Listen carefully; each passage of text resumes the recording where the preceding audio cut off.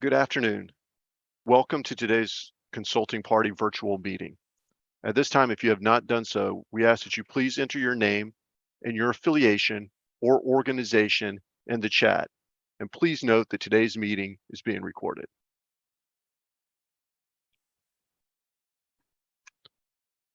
Before we begin, I want to cover a few administrative items. This slide shows how attendees can set up closed captioning in Zoom. If you would like to turn on closed captioning and you're using the mobile Zoom app, click on the Captions button. If you are using Zoom on a laptop or a computer, click on the Show Captions button, and you can find this at the bottom of your screen. And then as presenters speak, words will continue to scroll across the bottom of your screen, and you can turn this function off by clicking the Hide Captions button in the same area of your screen.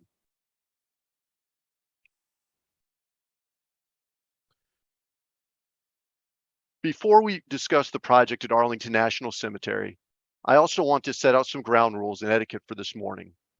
First of all attendees should keep their microphones and cameras off until they are called on to speak. Once called, you will have the ability to unmute your microphone and turn on your camera. At that time, each person will have the same allotted amount of time to speak. Only one individual per consulting party will be allowed to provide oral comments during this meeting. All others will be in listen-only mode. If a party has no comment on a topic, please pass when you are called on. Please be courteous and respectful of others' opinions and statements. All voices are equally valued. Please respect the personal truth of others. Set aside judgments and assumptions. This meeting aims to receive input from a diverse group of interested parties, each with their own valuable perspective. I would like to stress that if anyone makes rude or inappropriate comments, they will be warned through the chat box and may be removed from the Zoom meeting and will not be allowed to re-enter if the actions continue. The audio and visual portions of this meeting are being recorded, and a transcript is being written to help with the writing of the environmental analysis. If you do not wish to be a part of the public record of this meeting, please do not make any comments, written or verbal, during the meeting. Lastly, should you have any issues hearing or seeing the presentations, entering questions into the chat box, or for any other technical issues with Zoom, please type your issues into the chat box. Those on the phone should try one of the other numbers in your Zoom email confirmation if you have difficulties.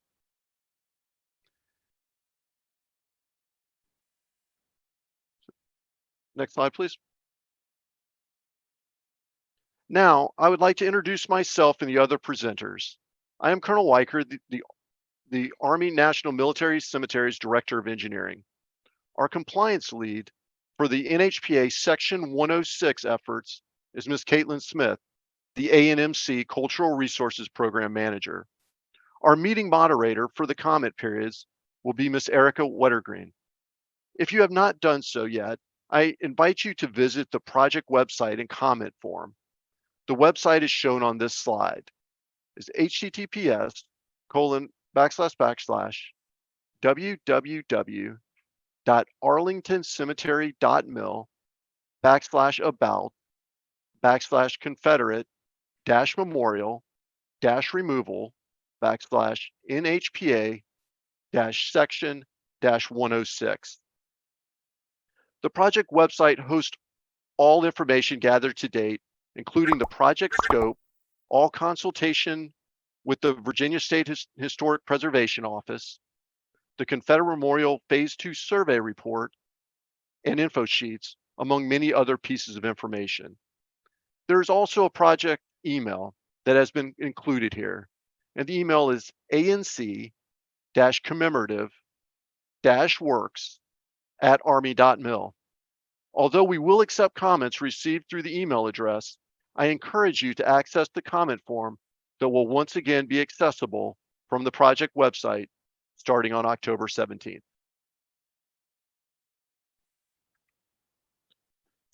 Our agenda is shown on this slide. First, we will have introductions and a roll call of attendees. Then we will lay out for you the role of our consulting parties and what the expectations are for your participation. Next, we will briefly describe where we are in the NEPA process and the Section 106 process. We will discuss the revised area of potential effects and the ANMC's assessment of effects. We will then call on all attending consulting parties and invite them to provide a comment on the assessment of effects. Following these comments, we will then discuss possible mitigation measures to resolve potential adverse effects. We will call on all attending consultation parties to provide comments or suggestions for potential mitigation measures to resolve adverse effects. Once we have gone around the entire room to listen to everyone's comments, we will go around the room a second time and each spokesperson will be called on again. Today, we are seeking comments from consulting parties on the assessment of effects to historic properties and potential mitigation measures to resolve the adverse effects resulting from the removal, disassembly, and storage of the bronze element of the memorial. Comments against removal have been captured during both the public scoping and the first consulting party meeting, so please focus your comments on the assessment of effects to historic properties and mitigation to resolve the adverse effects. Future disposition and reassembly will be discussed at a later date as part of a supplemental MOA. If you begin to provide comments regarding the future reassembly or disposition in your verbal response here, we will ask you to hold your comment and provide it as a written response or provide it at a future consulting parties meeting on these specific topics. Following the comment period, we will go over what to expect in the next steps for the Section 106 planning process. Those not able to attend today's meeting, but who still wanted to have their comments read, were requested to provide written comments ahead of this meeting. All comments will be included in full as an attachment to the meeting minutes. I am now going to turn it over to Ms. Caitlin Smith, our Cultural Resources Program Manager. Thank you, Colonel. At this time, we will call on individuals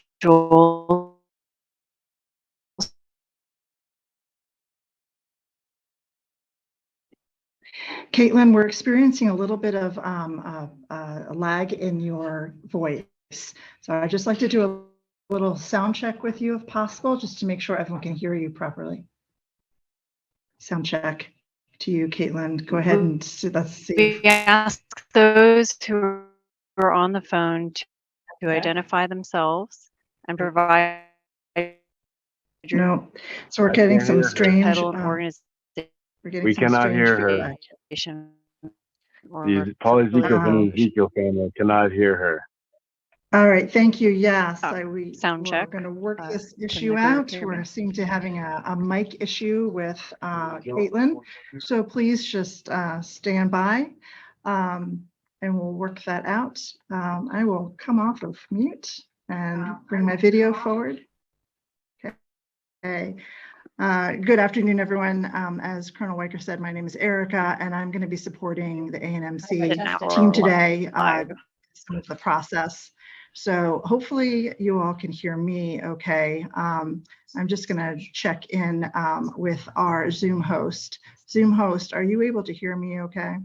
Yes, you are loud and clear. Okay, fantastic. All right, we'll try one more attempt with Caitlin, and if not, either Colonel Weicker or myself will run through the list of consulting parties so that we can keep the meeting on time and on schedule. I know there's a lot of ground to cover today. So just bear with us for a moment, everyone, while we make sure that Caitlin has an audio that you all can hear properly, and then we will take it from there. So bear with us. So do you want me to try it again? Apologies, I'm going to try again. Can the team hear me? You sounded good initially, Caitlin, but it's breaking up again now. Breaking up again.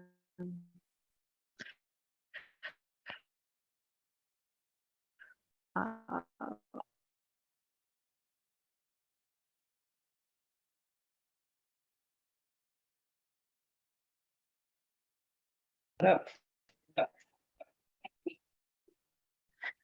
Again, this is Erica. Thank you very much for your patience as we work through a technical issue to make sure that we have everyone, all presenters, with a clear mic and clear audio. So we're just doing an actual station adjustment, a change to the location where Caitlin is. So I really do appreciate your patience. Caitlin is as a key member of the team and of course going to lead us through the content portions of this meeting.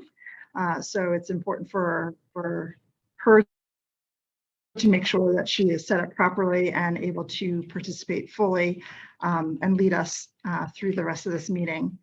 So she's taking this moment right now to get herself organized and set up.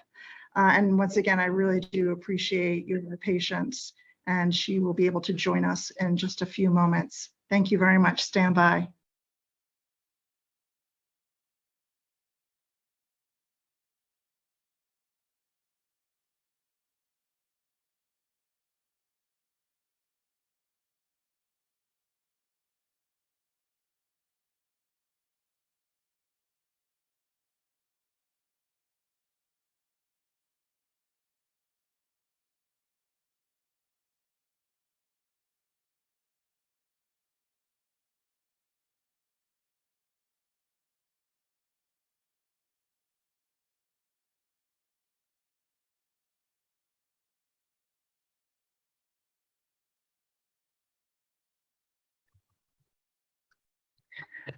Once again, for those of you who've joined, we do appreciate you keeping yourselves on mute and also having your cameras off.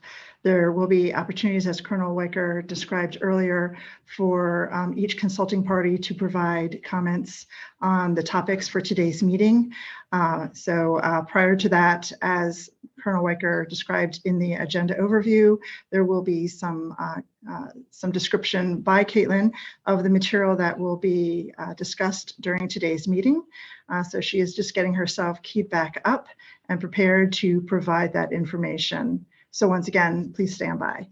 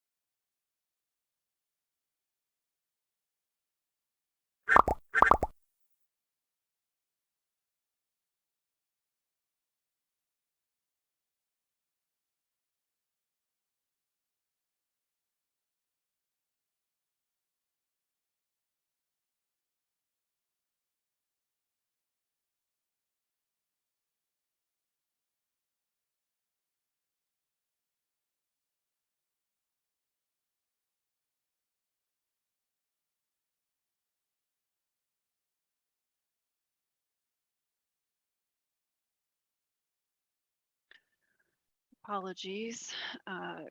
Quick sound check. I'm getting the thumbs up that I am clearer.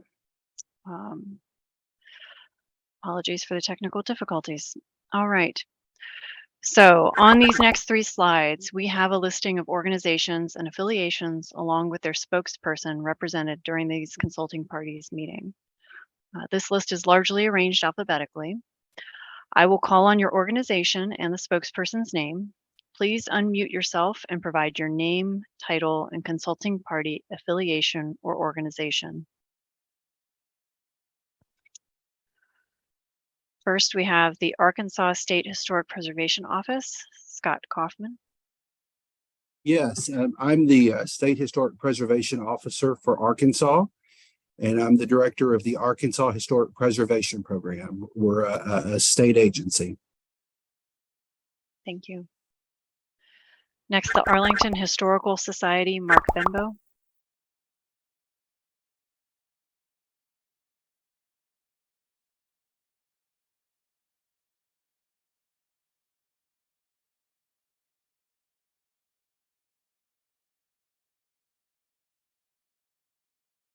I'll try again. The Arlington Historical Society. If you're having technical difficulties, please enter, if you can, into the chat.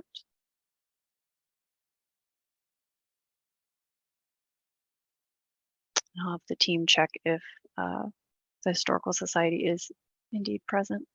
I'm going to move on. The American Historical Association.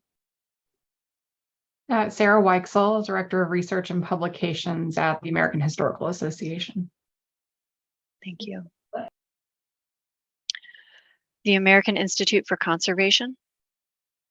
Hi, this is Caitlin Lee, Outreach Manager for the American Institute for Conservation. Thank you. The American Battlefield Trust.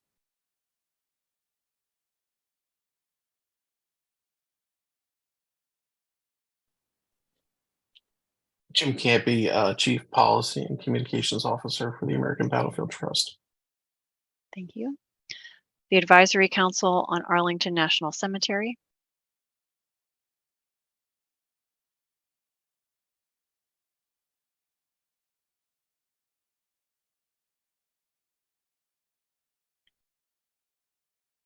Move on. The Mr. Ernest Blevins. Ernest Blevins, Historic Preservation Architectural Historian, also a member of SCV and SUVCW. Thank you. Charleston Athenaeum Press, Gene Kaiser Jr. Yes. Can you hear me? Yes. Okay. I'm Gene Kaiser, historian, publisher, spokesman for Charleston Athenaeum Press. Thank you. Commission of Fine Arts.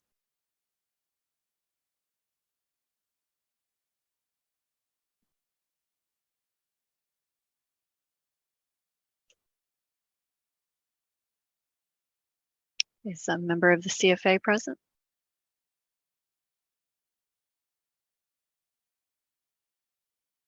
I'm going to move on. Defend Arlington. Can you hear me now? Oh, yes, I can hear you, Carlton. Sorry, I thought you guys could hear me. I apologize. Carlton Hart, Senior Urban Planner with the Commission of Fine Arts. Thank you. Thank you. Defend Arlington. Karen Bennett, outside counsel to Defend Arlington. Thank you. Florida State Historic Preservation Officer.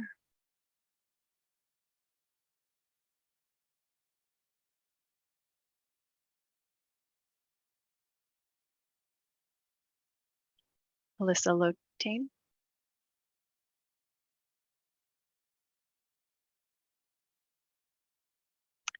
Hearing nothing, I'm going to move on. Fort Brooke Commissioner.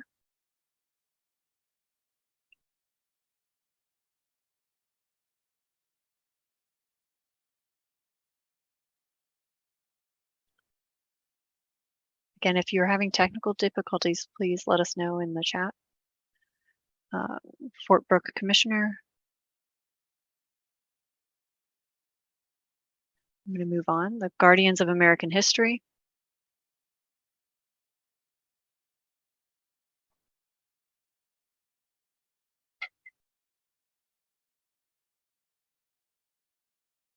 Guardians of American History, Barney Bishop.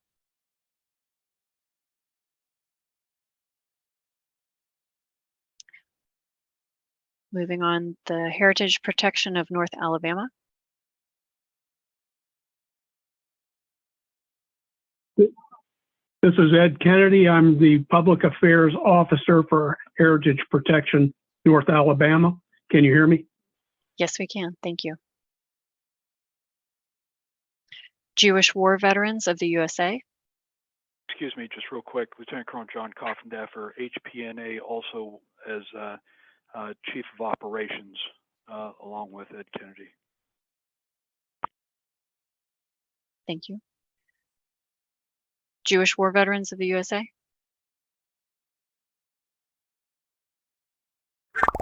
Ken Greenberg.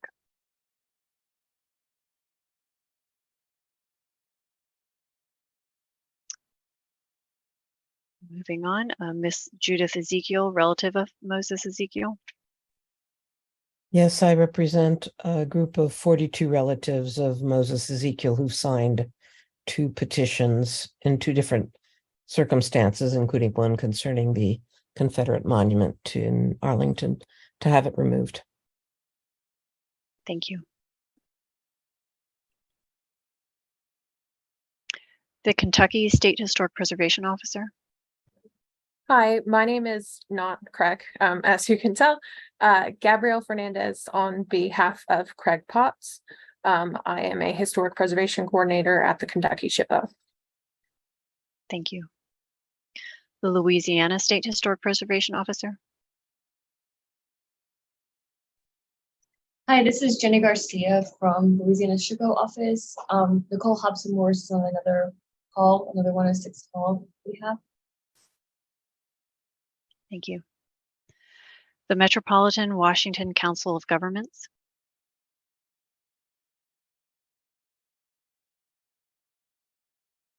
Clark Mercer.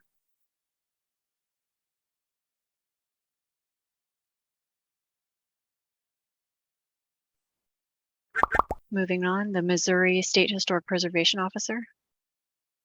Yes, this is Jeffrey Albee. I'm the Review and Compliance Section Chief at the Missouri SHPO. Thank you.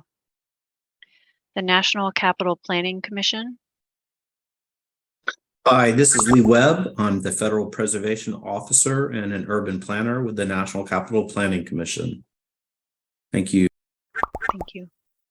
The National Park Service, George Washington Memorial Parkway.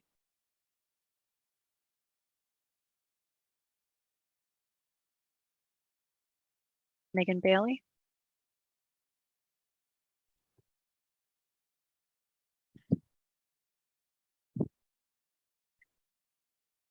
Moving on. National Trust for Historic Preservation. Good afternoon. Robert Neweg, our primary representative, is unable to participate in the call this afternoon. So I'm Betsy Merritt, Deputy General Counsel at the National Trust for Historic Preservation, and I'm the only representative for the National Trust on today's meeting. Thank you. Thank you. The New Jersey Flaggers.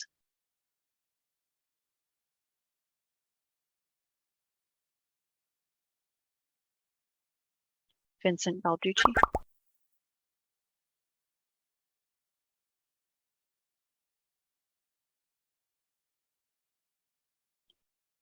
Moving on, the Organization of American Historians. Hi, I'm Beth English. I'm Executive Director at Organization of American Historians. Thank you. Mr. Paul Ezekiel, relative of Moses Ezekiel.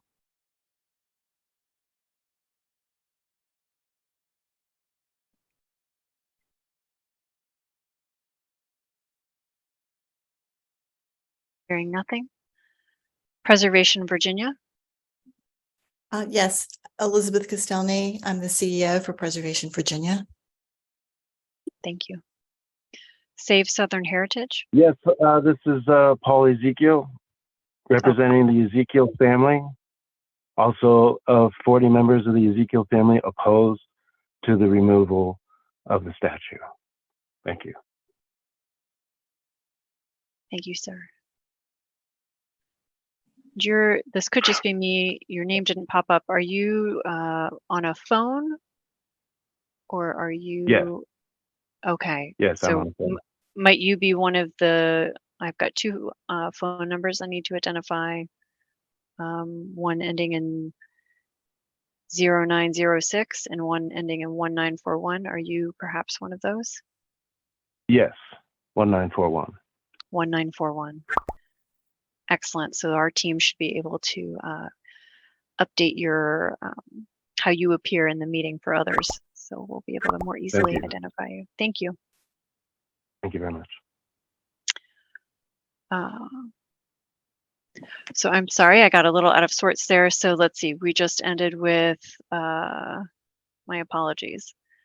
So I think we did Preservation Virginia.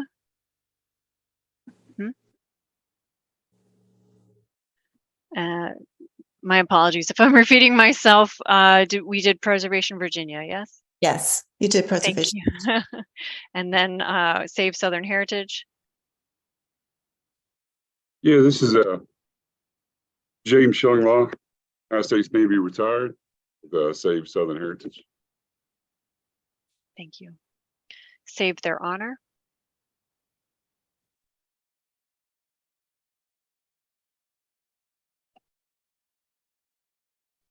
This is David Dilley, Director with Save Their Honor. Thank you. Society for the Preservation of Jewish Civil War History.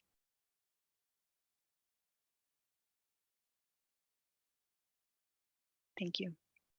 Sons of Confederate Veterans, the national representative. Hello, this is H. Edward Phillips. I'm the National Public Affairs Officer for the Sons of Confederate Veterans on the national level. Also with me is Colt Purrier. Mr. Purrier is going to be taking over because I have a conflict in my schedule, but I will stay on as long as I can. Thank you. Thank you. The Sons of Confederate Veterans, the Buffalo Soldiers, or no, I think that's mislabeled. I do not believe they are SCV. My apologies. The Buffalo Soldiers, Florida. This is Dr. Timothy Campaign. I'm the commanding officer and secretary for Buffalo Soldiers, Florida Incorporated. Thank you.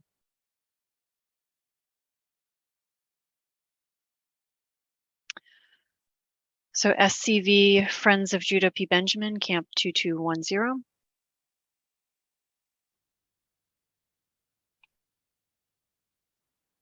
David McAllister.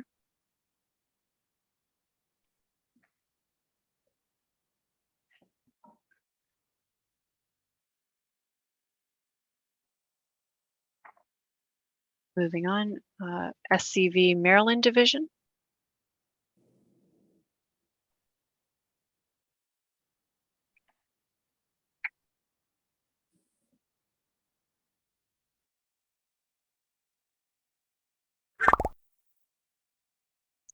I believe the representative is in the meeting. If you're having technical difficulties, please let us know.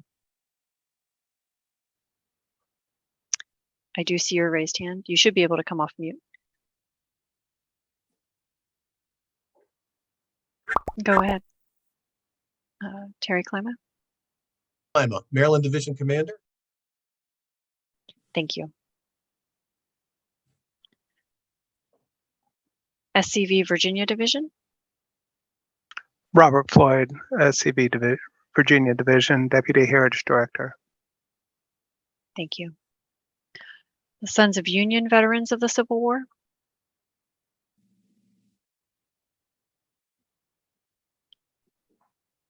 Brian Pearson.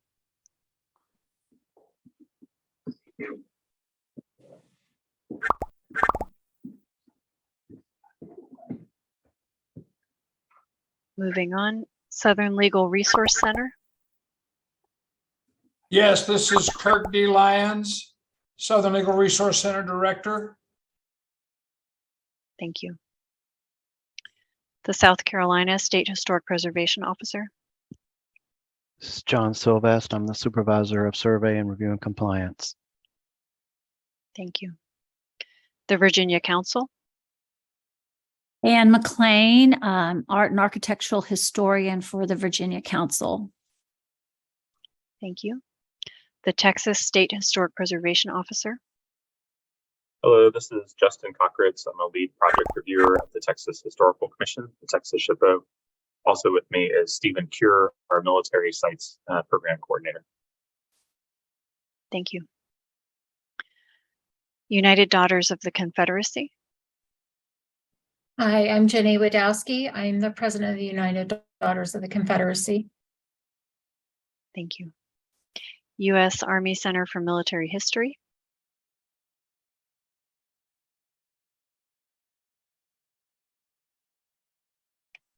Charles Bowery.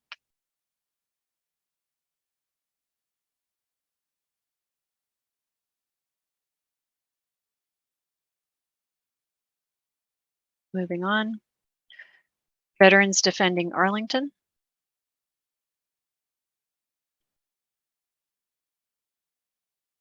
Lieutenant Colonel John Coffindaffer, Veterans Defending Arlington, Chief Operations. Thanks. Thank you. The Virginia Military Institute.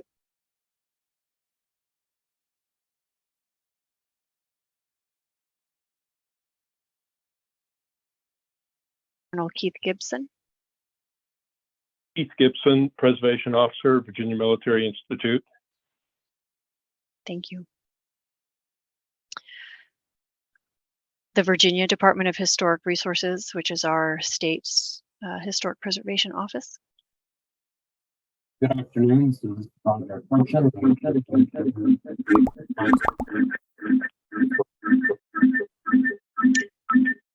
We are getting a bit of echo and feedback.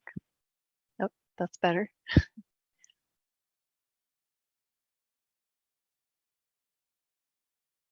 Is this Mr. Kirchen? Yes. Can you hear me? Yes, that's a little better. So it looks like you are the 3920 number. No.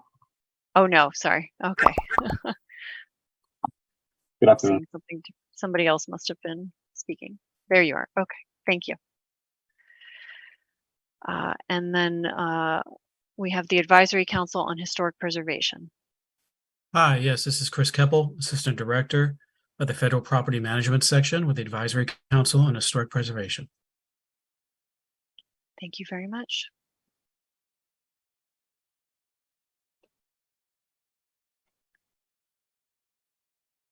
All right, thank you all for introducing yourselves and your organizations. Oh, my apologies. I think we just identified that one.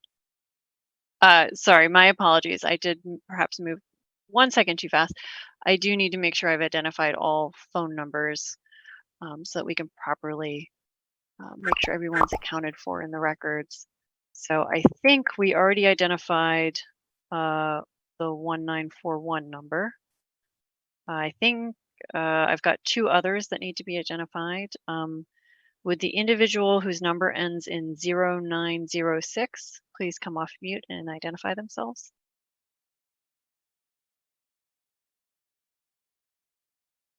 I see in the chat that is Reed Clark from American Battlefield Trust. Thank you for self-identifying. And then I've got a note to identify number ending in 3920.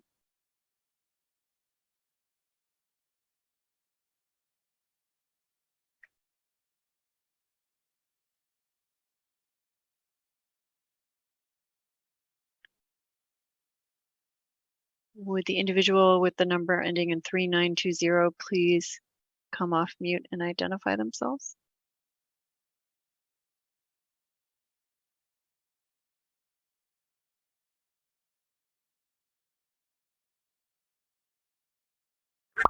*6 for the person, in case you forgot. Thank you. Thank you for the assistance.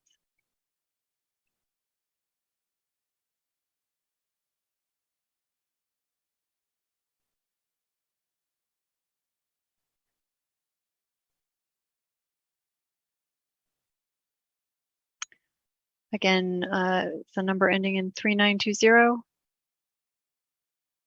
We do want to identify all parties in the meeting since this is intended to be a consulting parties meeting. We may put unidentified individuals back in the waiting room.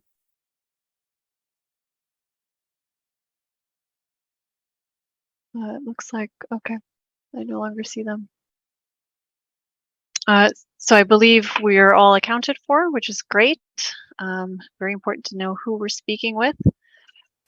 So thank you all again. All right, so let's get on to the subject at hand. All right, so ANMC does appreciate everyone taking time today to join us for this consulting parties meeting. You've been invited to this meeting as potential consulting parties, so ANMC can consult with those individuals and organizations that have a stake in the process and outcome of the Confederate memorial removal.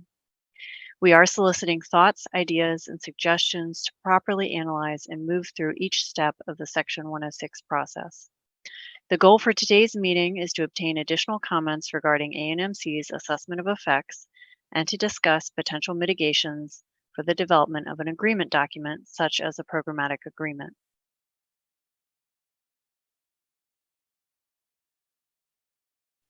As most of you know, the proposed project is for the removal of a monument that commemorates the Confederate States of America from Arlington National Cemetery. As required by Congress and implemented by the Secretary of Defense, Arlington National Cemetery has been directed to implement the recommendations of the Commission on the naming of items of the DoD that commemorate the Confederate States of America or any person who served voluntarily with the Confederate States of America, also known as the Naming Commission. This undertaking is mandated by Congress, and ANMC must remove the bronze elements of the memorial by January 1, 2024. The granite base and foundation will remain in place to minimize the risk of inadvertent disturbance to graves. If you wish to know more about the specific details of the memorial itself, please visit our website, which is again listed on this slide.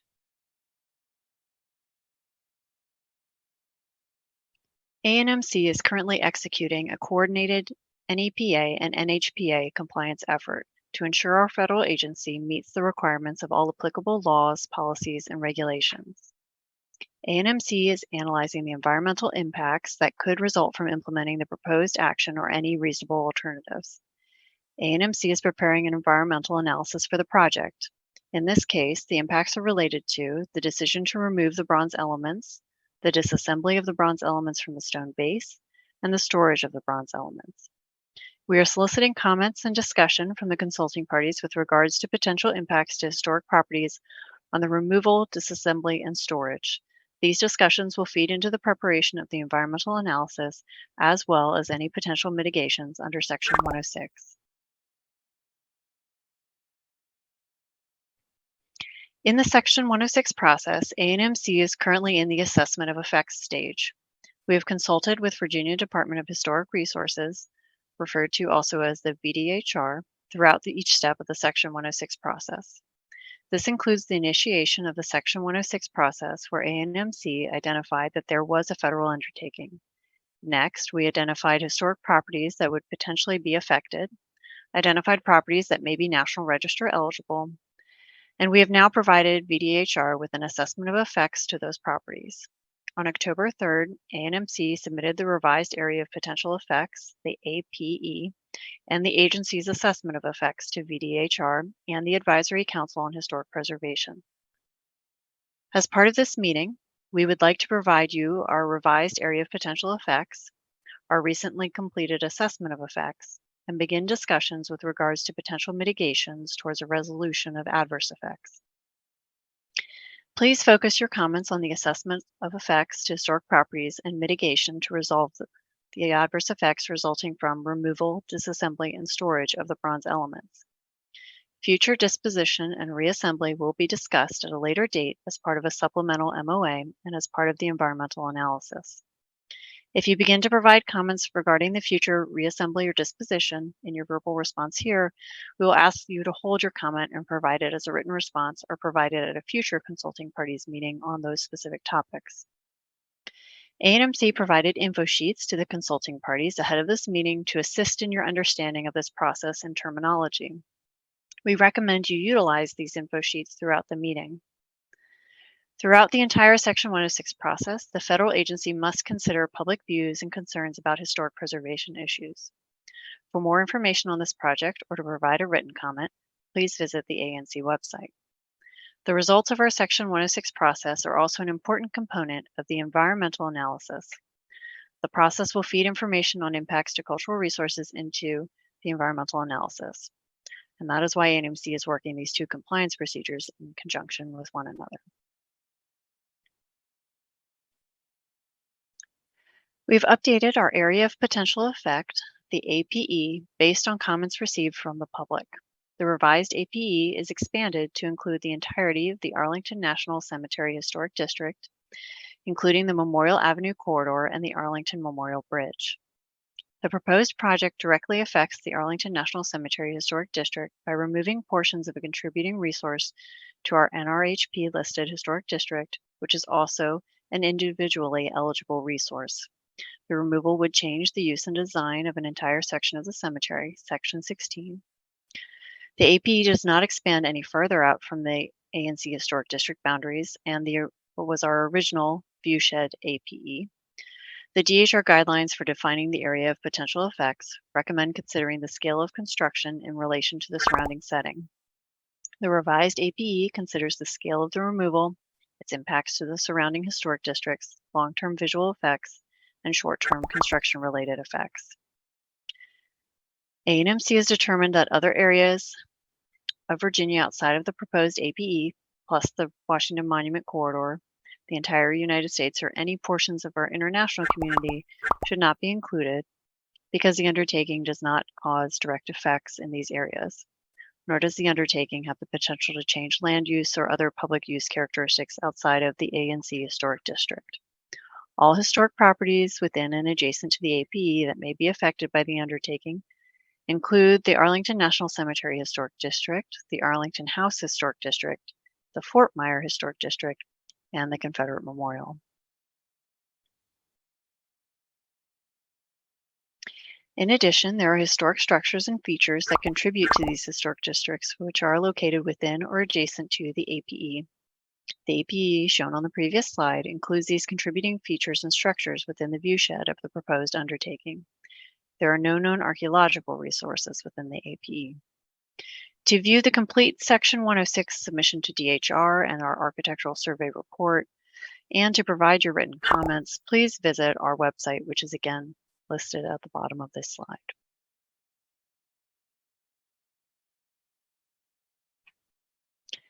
Now that potentially affected historic properties have been identified, the agency must determine if any of the effects are adverse. An adverse effect is found when an undertaking may alter, directly or indirectly, any of the characteristics of a historic property that qualify it for inclusion in the National Register in a manner that would diminish the integrity of the property's location, design, setting, materials, workmanship, feeling, or association. Under NHPA, adverse effects include physical destruction or damage to all or part of the property, alterations inconsistent with the Secretary of the Interior standards for the treatment of historic properties, relocation or removal, neglect and deterioration. I would ask if others could please mute. Thank you. Neglect and deterioration, change in the character of the property's use or setting, introduction of incompatible visual, atmospheric, or audible elements, transfer, lease, or sale of a property, etc. A&MC provided info sheets to the consulting parties ahead of this meeting to assist in your understanding of this process and terminology. Again, we recommend you utilize these info sheets throughout this meeting.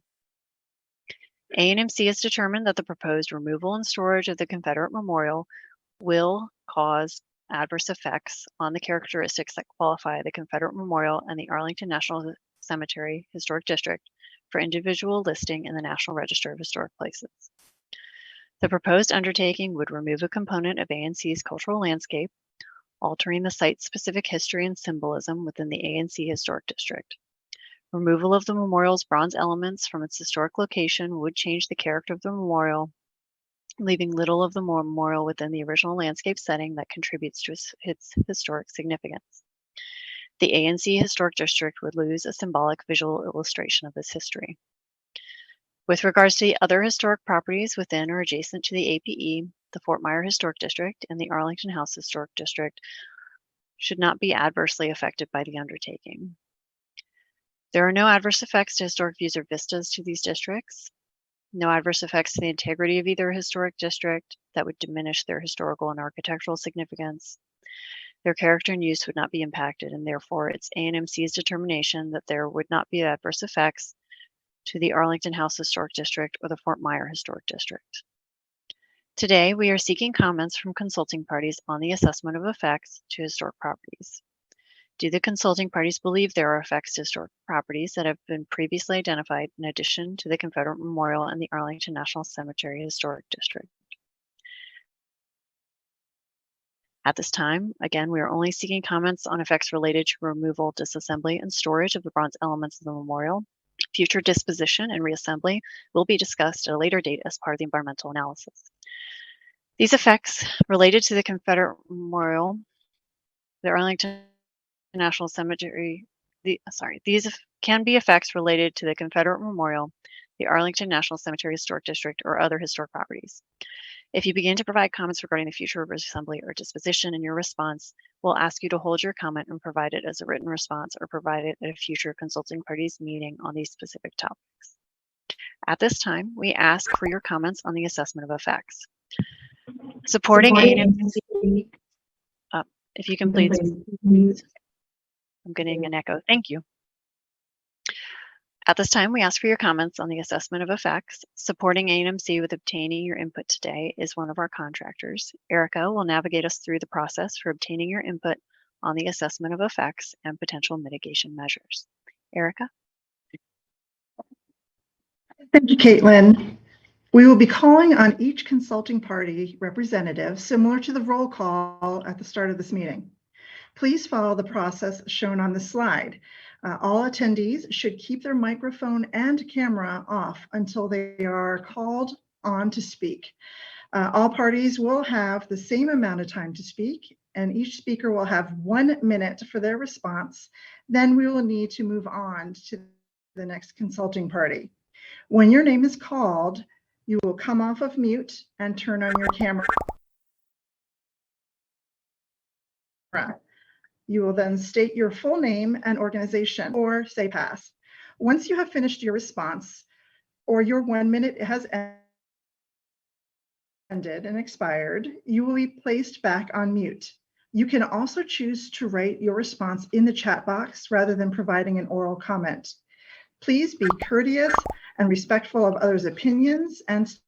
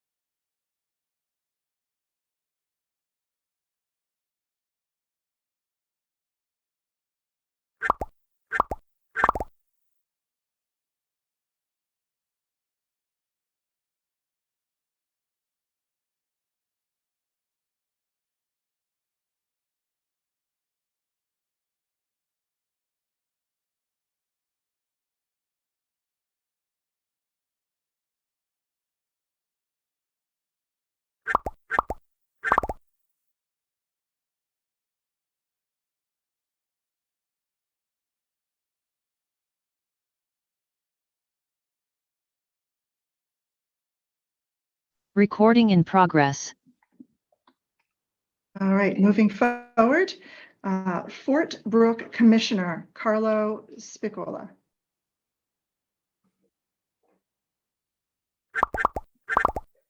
Again, Fort Brooke Commissioner Carlo Spicola.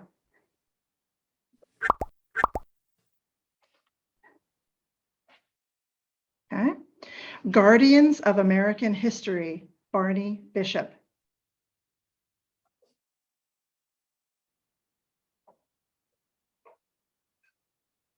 Guardians of American History, Barney Bishop. All right. Heritage Protection of North Alabama, Edwin Kennedy. Yes. This is Lieutenant Colonel Ed Kennedy. We non-concur. There's not enough information we've been provided. I feel like this is a check the block exercise. 29 years in the Army, I can tell you this looks like we're just going through the motions. We don't agree. We want more information. Thank you. Thank you for your comment. Jewish War Veterans of the USA, Ken Greenberg.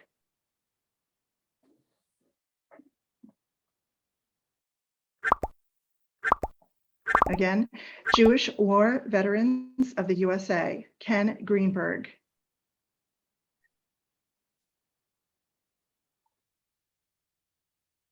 Okay. Kentucky SHPO, Craig Potts.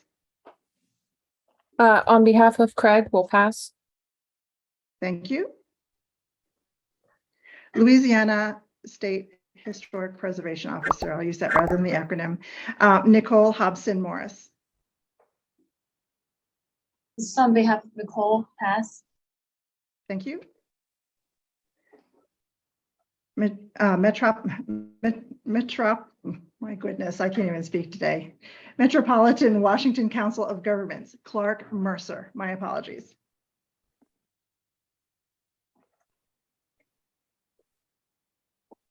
Again, Metropolitan Washington Council of Governments, Clark Mercer.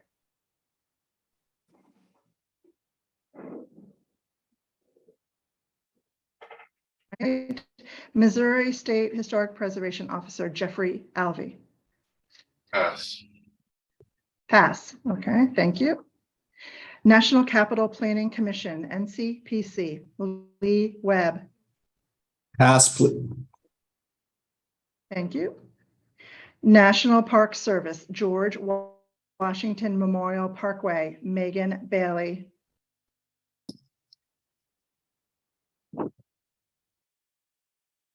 Again, that's National Park Service, George Washington Memorial Parkway, Megan Bailey. Okay. National Trust for Historic Preservation, Robert Nywig. This is Betsy Merritt on behalf of Rob Newig for the National Trust. We agree with the adverse effects that have been acknowledged, but we have a couple of additional comments about the wording of the document that was circulated and also additional adverse effects. For example, since the memorial is visible from the Fort Myer Historic District, we believe that a potential adverse visual effect to the Fort Myer Historic District should be acknowledged, rather than just saying no adverse effect. Second, on page 19 of the document that was circulated, the finding regarding the Confederate memorial itself was that the undertaking could potentially result in adverse effects to the Confederate memorial. And in our view, the likelihood of adverse effects, if it is removed, is certain. And so we think that the finding should be framed as a definite adverse effect rather than a potential adverse effect.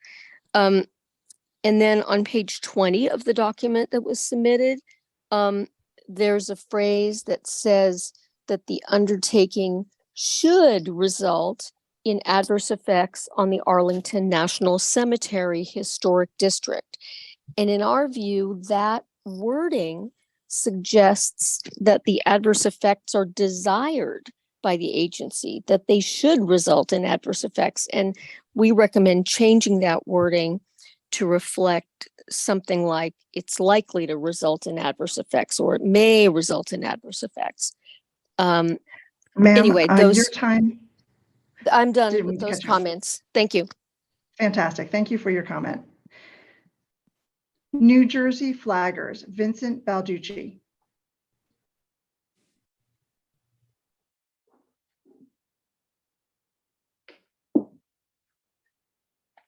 New Jersey Flaggers, Vincent Balducci.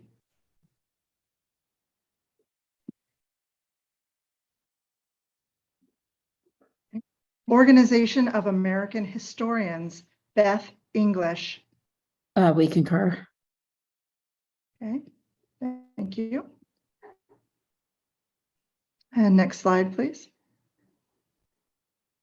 Preservation Virginia, Elizabeth Castelny. We pass for right now. Thank you. Relative of Moses Ezekiel, Mr. Paul Ezekiel. Yes, thank you. As far as my family that I represent, this whole project is brand new to us. No one informed us. We've only heard about this through somebody ranting negative things about the Ezekiel family on Twitter. So I will stand with my family in saying that anything done to this memorial or in any way is absolutely going to be a desecration on the grave of our ancestor and a very bad sore spot on the Arlington National Cemetery. Thank you. Thank you for your comment. Save Southern Heritage, James Schillinglau. Yeah, this is James Showlaw. I Save Southern Heritage. I say he's name retired. I do not concur because last time we had this meeting, I brought up the psychological assessment effects of removing this monument on the descendants of the Confederate soldiers. Nobody's kind of really talked about that. Like now come the psychological effects. And I'll concur with Karen Bennett of Defend Arlington. I think she brought up some very good issues that haven't been addressed. And I agree with the Lieutenant Colonel that was on here. I do feel like this is kind of ramrod. It was supposed to be done by the end of the year, and we're here in middle October. This whole process should have been started sooner if you're serious about moving it. And we need more of an input from the community. And I would like to know if it is moved, if it's going to be where it's going to be stored, and I'd rather see it put back up in another location other than stored, because monuments that have been stored have never come back out of storage or have lost pieces. I'm just worried about the damage to the statue if it does go into storage. I'd rather see it put up somewhere else. Thank you. Thank you for your comment. Save Their Honor, David Dilley.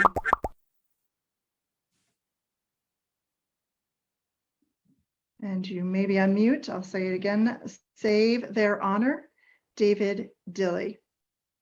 Excuse me, this is Karen Bennett. David Dilley's been kicked off the call and he's waiting in the waiting room. He does wish to speak.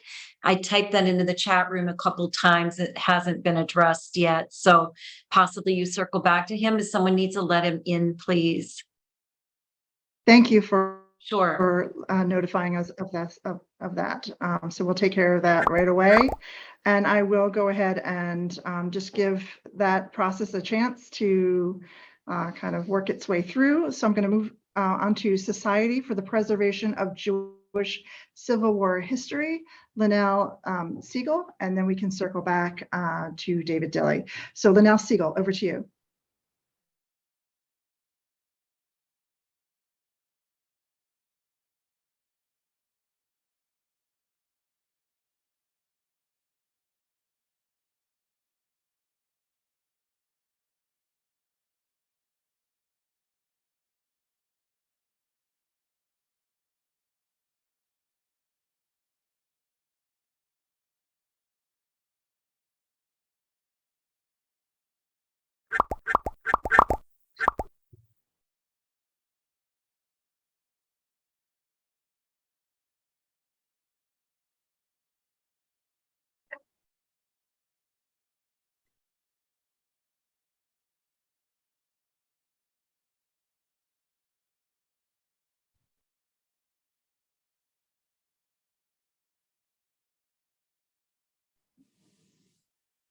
Thank you for your comment.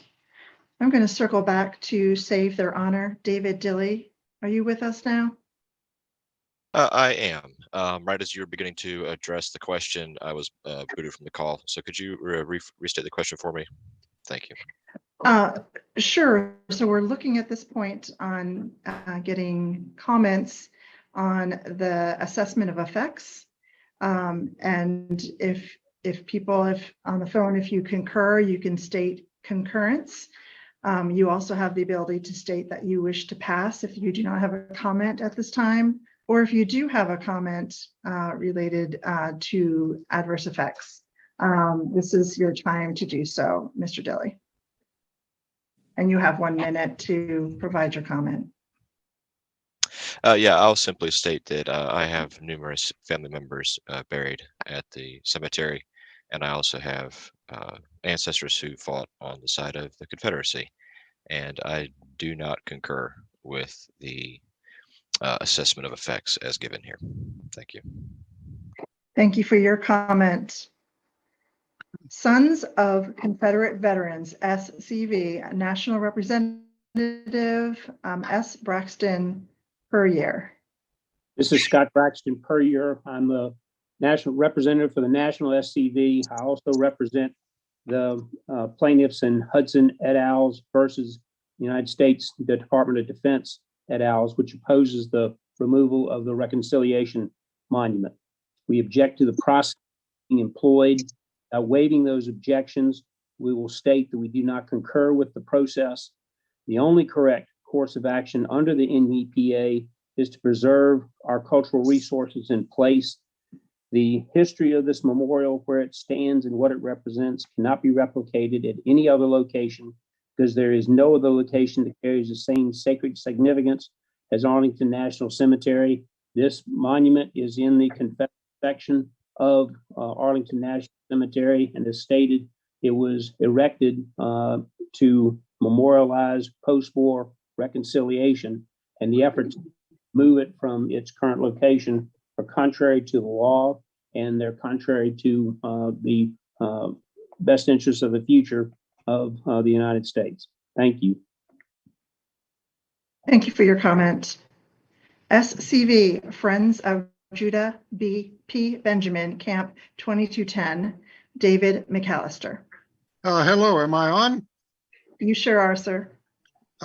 We believe that this has any movement or removal of this memorial has a profound adverse effect on Arlington National Cemetery. The viewscape is disturbed from the Spanish-American War direction. It disrupts the physical plan and cultural messages, and especially the history of reconciliation, which caused the 500 graves in Section 16 to be placed there ab initio to start with. And it is also, we consider it a direct anti-Semitic move. Will Jewish sculptures be removed? Next comes Jewish graves, including Moses Ezekiel's himself. Thank you for your comment. And Mr. McAllister, I'm not sure if it's possible if you can turn off your camera, please, if you are done. Thank you, sir. I will hit stop video. How's that? Perfect. Thank you. All right. Next group up is the SCV Maryland Division, Terry Klima. And Mr. Klima, I know there was a comment already in the chat box, so I'm not sure if you wish to make an oral comment or statement, so I'll say your name one more time. SCV Maryland Division, Terry Klima. Okay. SCV Virginia Division, Robert Floyd.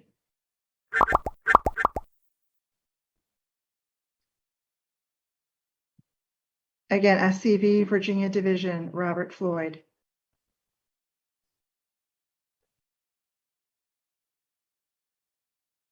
Of Union Veterans of the Civil War, Brian Pearson.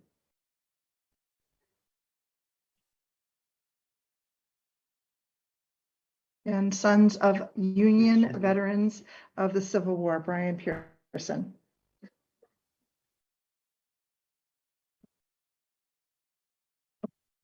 Robert Floyd is up. Okay. All right.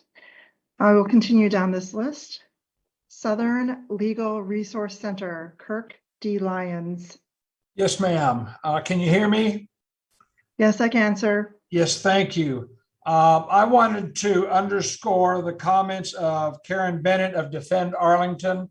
We concur completely, and we do not concur with in this vote with the assessment of effects. There are so many things that have been left out, starting with the scope is too narrow. I note that you'll say there are no remains under the memorial, but there is a time capsule that has not been addressed. That time capsule deserves specific consideration as historic artifacts that were placed there in 1914. The monument itself is the headstone for Moses Ezekiel. Any way you want to look at it, that is his headstone. And if he were alive today, he would be appalled at what is being done for his masterpiece.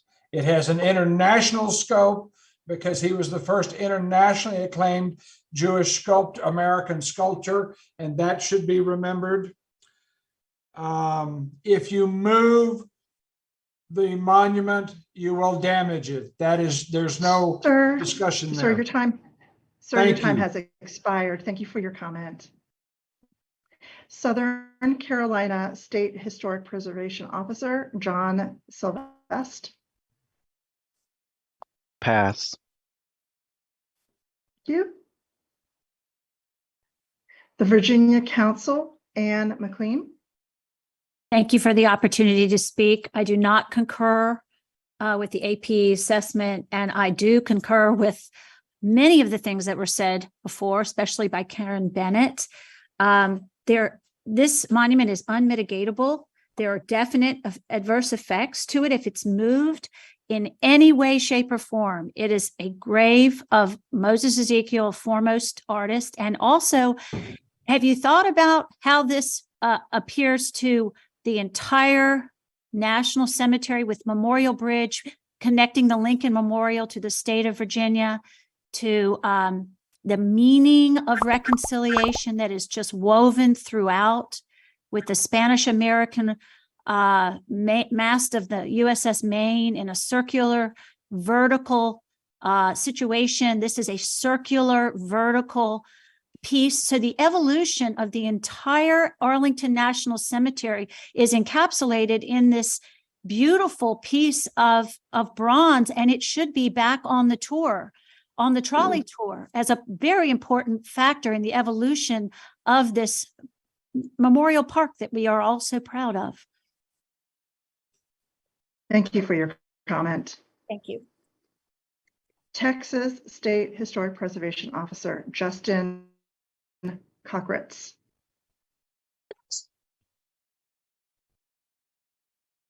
And I'm not sure if I heard you come off of mute, so I'll state again.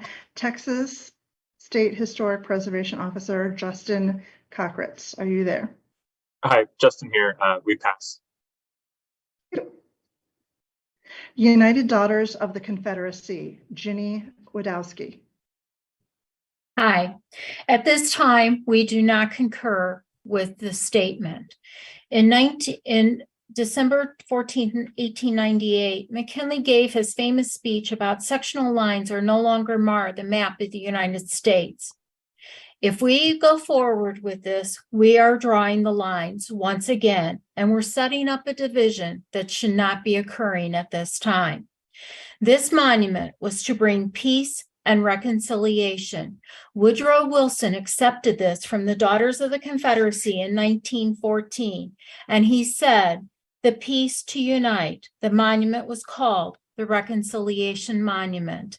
By doing this and removing it, we are harming that monument, and there will be adverse effects to it, as you cannot take it down and store it and then put it back up. The Arlington National Cemetery is a place of significance. This monument is significant and it should not be removed. We ask that you listen to all the voices that have been speaking out. Every meeting we have come to the table, and it's been overwhelming that we are all in agreement that this monument should stay as to where it is. Ma'am, I'm sorry, your time has expired. Thank you. Thank you for your comment. U.S. Army Center for Military History, Charles Bowery.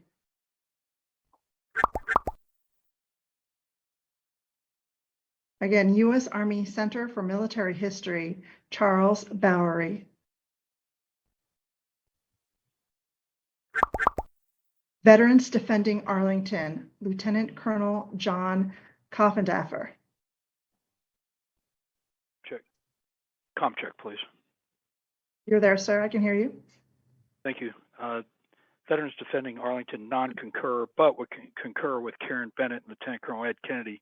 21 years, active duty, 14 countries, 4 wars, 2 major offensives as combat air rescue pilot. I got to say, I was born at night, but not last night. This is a Marxist exercise in providing a voice and a vote on something that's already decided. rhetorical question needs to be asked out there.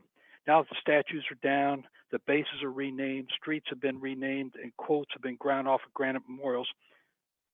Tell me, how have any lives been improved? This continued doublespeak narratives of Arlington tells our nation's history, but yet we're falling in line with a woke Marxist cancel culture civil and government minority that is hell-bent in erasing our nation's history. In short, this is nothing more than an exercise in Southern heritage, history, and cultural genocide. It's as if the Marxist playbook is directly out of Orwell's 1984, a study in totalitarianism.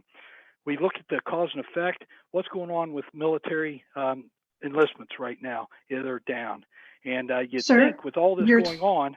I'm sorry, sir, your time has expired. Thank you again for your comment. Virginia Military Institute, Colonel Keith Gibson.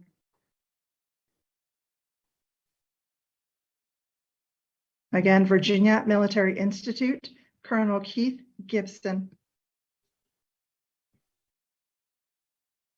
Virginia Department of Historic, sir? Is this Colonel Gibson? Keith Gibson. Yes, we pass. Thank you, sir. Virginia Department of Historic Resources, Roger Kirchin. We'll pass for now, but appreciate the opportunity to listen to the comments and look forward to more discussion and response from the Army. Thank you. Thank you for your comment. Advisory Council on Historic Preservation, ACHP, Chris Koppel. Hi, yeah, this is Chris Keppel. We concur. However, we do want to ask you to also consider some of the comments made by our colleagues at the National Trust. Thank you for your comment. I received a note here that consulting party that wasn't on the line earlier or available is now available. So I'm going to call them New Jersey Flaggers. New Jersey Flaggers, are you now available to come off of mute? Yes, ma'am. New Jersey Flaggers. So with this memorial, I wanted to say that I do not concur with the assessment made about this monument, and I do concur with Miss Karen Bennett's statements as well as Dr. McLean's statement. This is a reconciliation memorial. There is no other place that this memorial can go without ruining the historical significance of it. Everything at Arlington is symbolic in the spirit of reconciliation, honoring our proud American history and military history. These men and even women were veterans that fought in the war between the states. My ancestor, Fighting Joe Wheeler, is buried in Arlington. I worry daily that I can wake up one day and see on the news that they want to dig his grave up. He wore proudly both the gray and the blue. He believed in reconciliation. This monument not only honors his service to both North and South, but it honors all American veterans. Thank you for your time. Thank you for your comment. And before I have you go on to mute, sir, can you just state your name as a spokesperson for New Jersey Flaggers? Yes, ma'am. Vincent Balducci, president of New Jersey Flaggers. Thank you.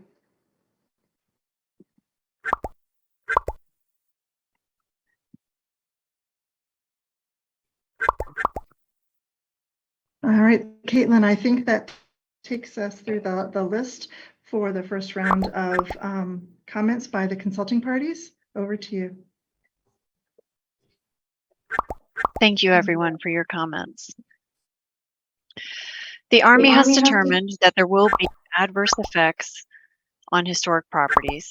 Due to the time constraints on the completion of this undertaking, ANMC has also determined that a programmatic agreement is the best course of action to move forward with the resolution of effects.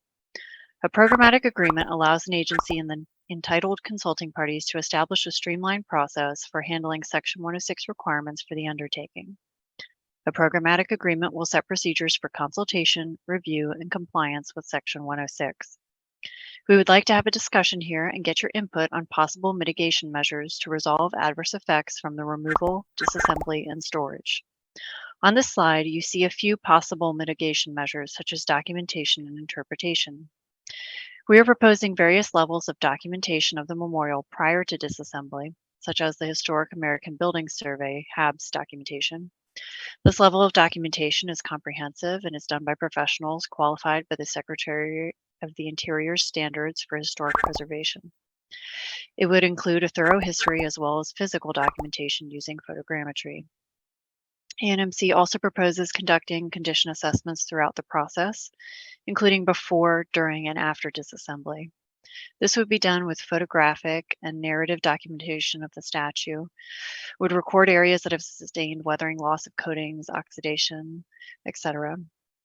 Additional documentation will be undertaken during and after the disassembly, during and after transportation, and of the storage location with the crates in situ. During disassembly activities, ANMC proposes to document the disassembly process. This comprehensive documentation will contribute to the preservation of the memorial and will serve as a historical record of the activities.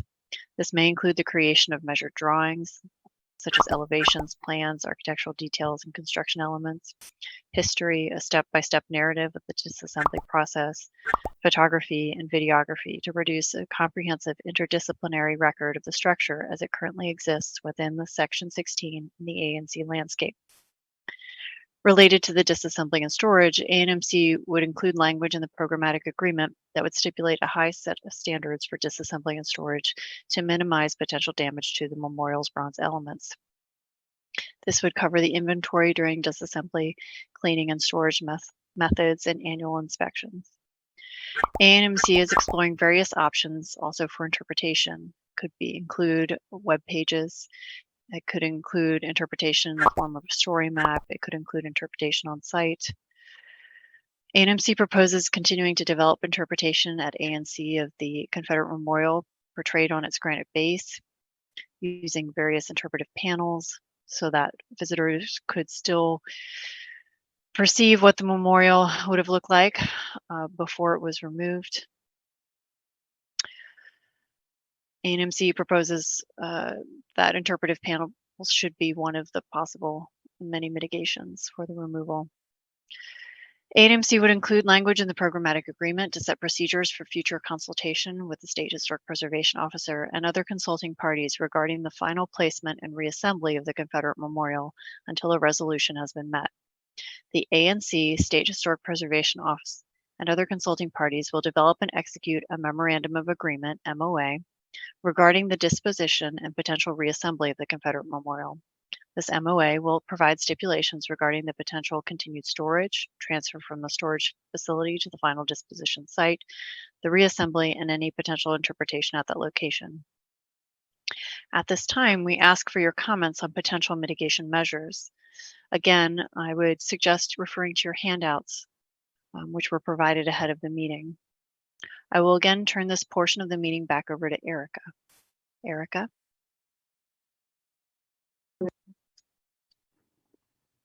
Thank you, Caitlin. We will again be calling on each of the consulting parties. Please follow the process shown on this on the slide as described earlier in the presentation. Once again, all attendees should keep their microphone and camera off until they are called on to speak. All parties will have the same amount of time to speak. Each speaker will have 2 minutes for their response. Then we will need to move on to the next consulting party. When your name is called, once again, come off of mute and please turn on your camera. State your full name and organization, and then provide your response to the question or state pass. You will have 2 minutes to provide your response for this round. Once you have finished or your 2 minutes have expired, you will be placed back on mute. You can also choose to write your response in the chat box rather than providing an oral comment. Please provide your comments regarding potential mitigation measures. Please do not limit yourself to ones listed earlier. We are interested in all ideas to ensure we explore a full range of potential mitigations. If you do not wish to speak, please respond with either verbally stating pass or typing pass in the chat box when called upon. At this time, I will start with the roll call. Arkansas State Historic Preservation Office, Scott Kaufman. Yes, this is Scott Kaufman. I'm the SHPO for Arkansas and director of the Arkansas Historic Preservation Program. and I'm going to pass right now. Thank you. Arlington Historical Society, Mark Bendo.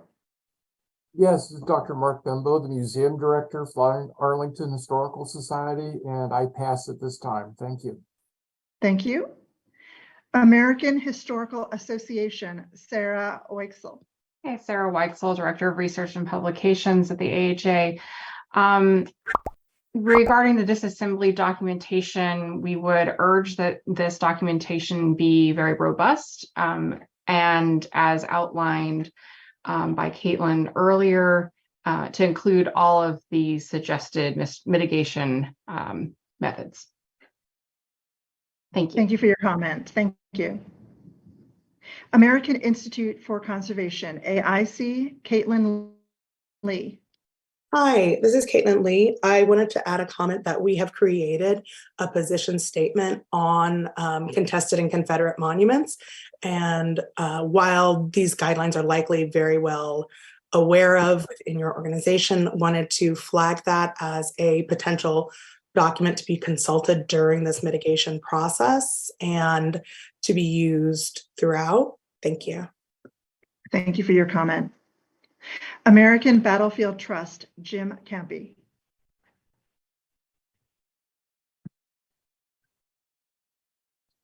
Again, American Battlefield Trust, Jim Campy.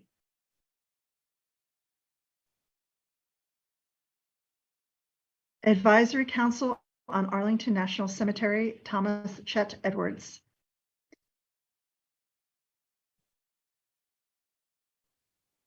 Okay, I just saw a note in the chat box that on behalf of Jim Campy that the Battlefield Trust was going to pass.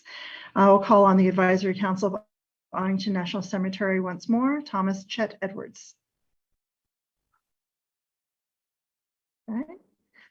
Buffalo Soldiers, Florida, Timothy Campaign. Timothy. I'm sorry, sir. Buffalo Soldiers, Florida. I cannot. Yes. You are not coming through clearly, so I'm going to have you restart your statement. Once again, is this Timothy Campaign from Buffalo Soldiers, Florida? Is that correct? Yes, that's correct. Okay, And- you're coming in clear. You're coming clear now. Go ahead. Okay, I cannot concur with the APE or the adverse effects or mitigation measures at this time. I'd like to see it all put in a document, and I don't feel I have enough information at this point. Thank you. Thank you for your comment. Mr. Ernest Blevins. Ernest Blevins, historic preservationist. Where are we not considering the other options such as avoidance and minimization and just jumping to the mitigation part? It doesn't seem like we're doing things in the correct order. We obviously minimization is the worst we could do or should do, and that's just like adding signs or something. But avoidance is the best thing to do, and just leave it as it is. That would avoid all adverse effects. Thank you for your comment. Charleston Athenaeum Press, Gene Kaiser, Jr. Yes, thank you. You cannot mitigate the destruction of a world-class memorial surrounded by 500 graves that are part of the memorial.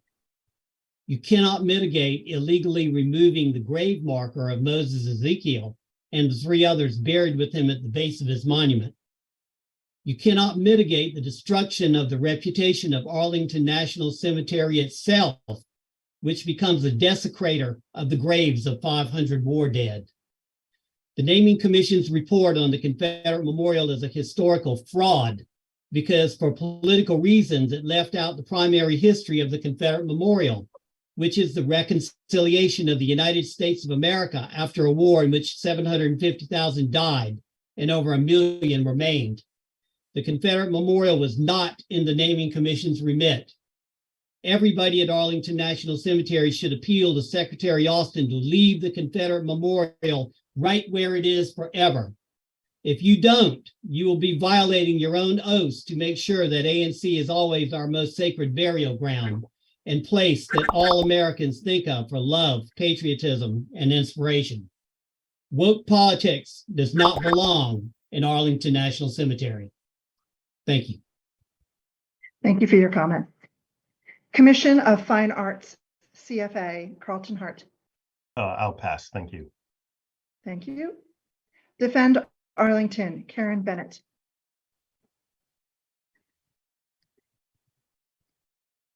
And you may be on mute. Defend Arlington, Karen Bennett. Here I am. Yeah, we do not have comments on potential mitigation measures other than to ask you a question. How are the comments, all of the comments from consulting parties that you heard today being factored into what looks like a predetermined mitigation proposal? This needs to be put in a document that we can review and comment on. To put this information up on a slide for the first time ever and ask us to comment it on is not process. It's not a public comment process. And I would just urge you, this is arbitrary, and I would urge you to take a step back and conduct this in a meaningful way. That's all I've got to say. Thank you for your comment. Miss Judith Ezekiel, relative of Moses Ezekiel. Yeah, Dr. Judith Ezekiel. Sorry, ma'am. First, I would like to say, and this is a point of order, that after the last meeting, I received harassing messages from 3 different people who managed to access my private Facebook page. Second point is that Moses Ezekiel has no living descendants. So when Mr. Paul Ezekiel identified his family as descendants, he should say relatives, not descendants. Third, even though you are not discussing removing Moses Ezekiel's grave, it has already been moved once, by the way. Anyway, I can only repeat what I said last time as representative of 42 relatives, Jews from 5 lines of descent, and also as a PhD historian of over 40 years, that this monument represents a revisionist, racist, Jim Crow view of history to rehabilitate the Confederacy and is in no way an attempt to reconcile the formerly enslaved people with their nation. It's particularly egregious for not only African-American visitors, but for all freedom-loving people. As far as ways to document the process of removing the part of the statue, it's important to demonstrate the reasons why it is being removed rather than to just glorify it. So for instance, it should be documented how it contributed to the myth of the Black Confederate soldier, as shown in multiple scholarly studies, including the book by Kevin Levin recently. Thank you. Thank you very much for your comment. Okay, our next commenter, Florida State Historic Preservation Office, Alyssa Latan.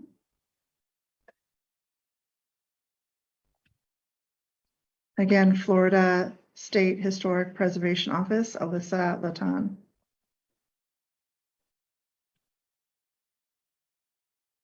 Fort Brooke Commissioner, Carlo Spicola.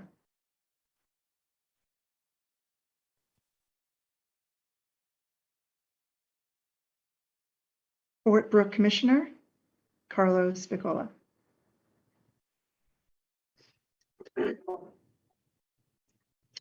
Guardians of American History, Barney Bishop.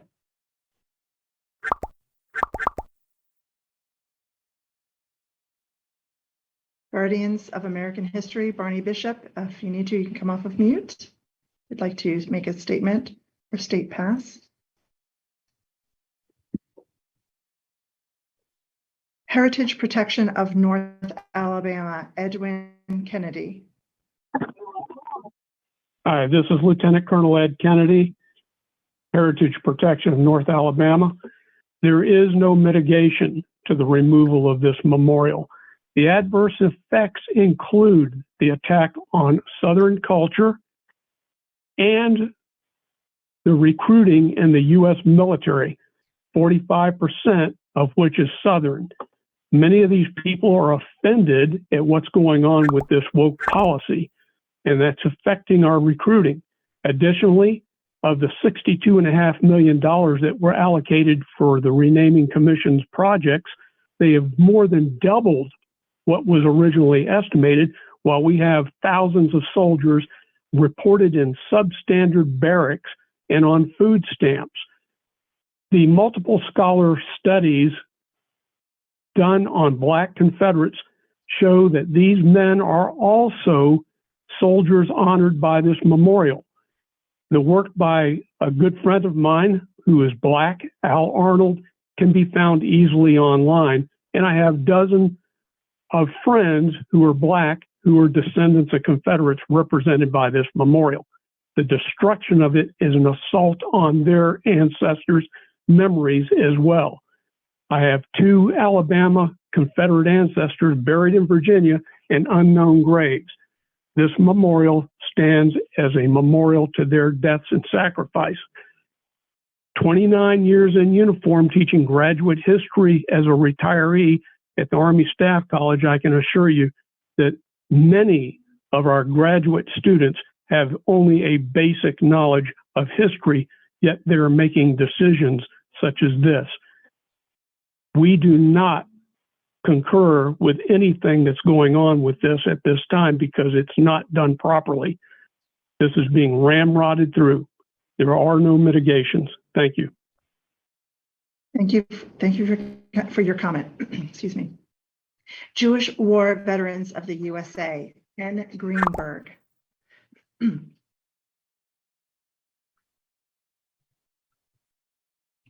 Again, Jewish War Veterans of the USA, Ken Greenberg. Kentucky State Historic Preservation Office, Craig Potts. On behalf of Craig, we'll pass. Thank you. Louisiana State Historic Preservation Office, Nicole Hobson Morris. On behalf of Nicole, we pass. Thank you. I don't know, I'm having a hard time with this word today. Metropolitan Washington Council of Governments, Clark Mercer. Metropolitan Washington Council of Governments, Clark Mercer. And again, while I have your the mic here, once again, we're looking here for comments regarding the potential mitigation measures. And once again, do not feel like you need to limit yourself to the ones that were listed earlier. Okay. Missouri State Historic Preservation Office, Jeffrey Alvey. Yes, Jeffrey, we passed. Thank you. National Capital Planning Commission, NCPC, Lee Webb. Pass, please. Thank you. National Park Service, George Washington Memorial Parkway, Megan Bailey.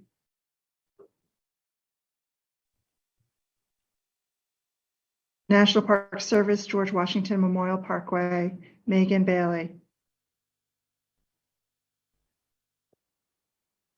National Trust for Historic Preservation, Robert Nywig. This is Elizabeth Merritt speaking on behalf of the National Trust. If the adverse effects cannot be avoided since removal has been ordered, the mitigation should be robust. It should not be limited to documentation. It should include relocation of the statue to a place where the public can access and visit it. And mitigation should also include historical interpretation that is robust and widely accessible. Thank you. Thank you for your comment. And just to confirm, once again, I know you were speaking on behalf of Mr. Newegg. Can you please state your name for the record? Yes, Elizabeth Merritt, and I'm Deputy General Counsel at the National Trust for Historic Preservation. Thank you. New Jersey Flaggers, Vincent Balducci. Yes, ma'am, Vincent Balducci, and I do not concur with this. This whole process is completely unmitigatable, as this is a grave. That's what a memorial is. It's a gravestone that honors all veterans even the veterans that don't have a grave. And this was never mandated by Congress. And the other thing that I just want to add to this too, with this being a memorial, what this will set a dangerous precedence for any memorial in a cemetery that somebody wakes up and says, oh, that's offensive, let's tear it down. That insults a whole bunch of veterans. Me, myself, I'm proud of my Southern heritage. I'm proud of being Afro-Puerto Rican, and a bit of a history lesson. When I've read some of these news articles on this memorial and all that, it is insulting when people think that this memorial is insulting to us minorities. As a proud Puerto Rican, I love this memorial. I love our history. It's a rich history. And we had a lot of multicultural individuals in the Confederate Army. It was one of the first integrated armies where the Union armies were segregated. And I think that there needs to be a full exploration into the true history of America before any decision can be reached when it comes to thinking about desecrating a memorial, a grave. Thank you for your time. Thank you for your comment. Organization of American Historians, Beth English. Hi, this is Beth English, the Executive Director of Organization of American Historians. OAH would simply, in addition to other comments that have been made, like to reiterate the need to follow established best practices of historic preservation as this process takes place. Thank you for your comment.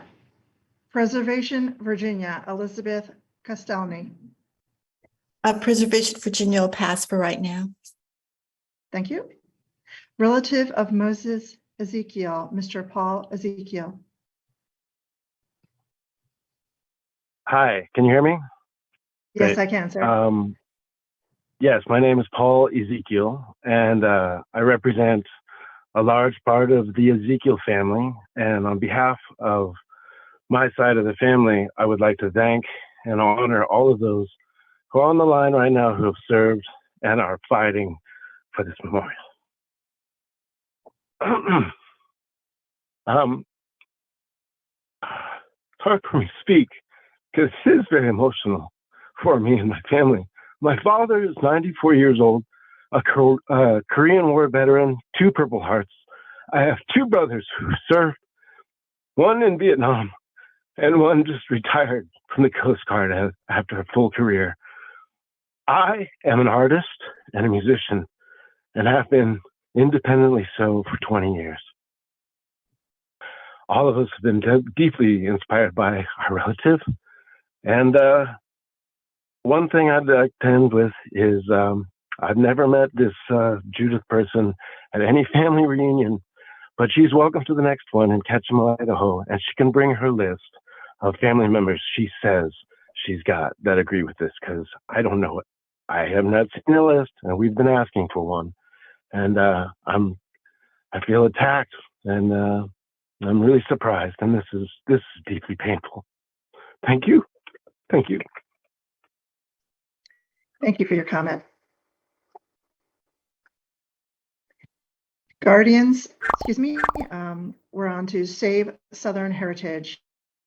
James Shillinglaw. Yeah, this is James Shillinglaw. Sorry for my voice. I've been fighting the cold here lately. But I do not concur with the APE or the effects. You cannot migrate the loss of Arlington, Virginia, Washington, or to America by what you're doing to this monument.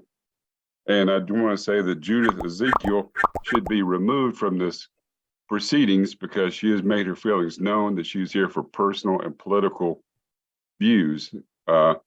This monument being moved or stayed or whatever be dealt with should not be a political football. It shouldn't be done with because she has a political view or some interpretation she has.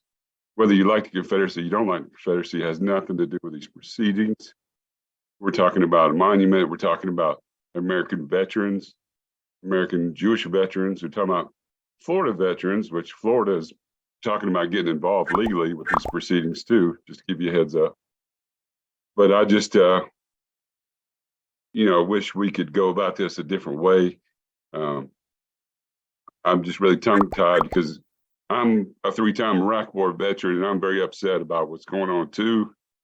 If we have a monument put up, then somebody comes on and say the war was over old and want to take it down. It's just garbage. So I'm sorry for being upset. I'm trying to be middle of the road and stay positive. But thank you for your time. Thank you for your comment, sir. Save their honor, David Dilly. And I know, David, you had a comment, or excuse me, in the chat, but I just wanted to see if there's something you wanted to voice orally as well. Yeah, thank you for the opportunity. Yeah, so the Army was directed to remove the statue per the naming commission, but they were also ordered to follow Section 106. And Section 106 processes includes the opportunity and the possibility of doing avoidance. And so, if the Army has declared that avoidance is not possible, then that would not be in congruence with the potential mitigations that are really available under the Section 106 process. So that's kind of that's not really a valid argument. Avoidance is on the table, and we can report back to the Army that the Section 106 process was followed, and that the public feedback was received, and that it was overwhelmingly against removing it, and that the adverse effects cannot be mitigated, and then let them know that, and that would be the fulfillment of the process, and that is exactly what should happen here. All of the comments, that 99% or more, have all been against taking it down. The SHPOs haven't had official commentary, but from the public itself, they've all said that, and that is our organizational perspective is that this we do not concur with the mitigation. We believe that this should be sent back to the Army with the review of 106, stating that avoidance is the only acceptable mitigation outcome, and that the public response in Section 106 basically undermined their directive. So that's what needs to go back. That's the only way to approach it. And as far as the actual memorial site goes, all of the graves around the memorial are part of that area. And so to take down the memorial itself is to desecrate that area, because it is designed around that statue, and therefore removing it completely undoes what that area stands for, and it does desecrate those graves, which was specifically supposed to be avoided by law, which is also stated in that law. So there is no way to possibly mitigate this, so we do not concur. Thank you. Thank you for your comment. Society for the Preservation of Jewish Civil War History, Linnell Seal.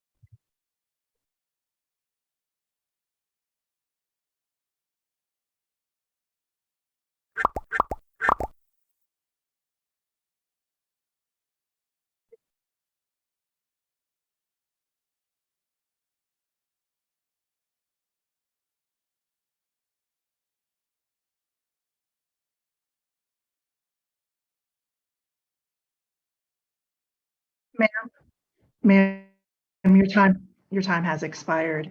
Thank you very much for your comment. Sons of Confederate Veterans, SCV, National Representative S. Braxton Puryear.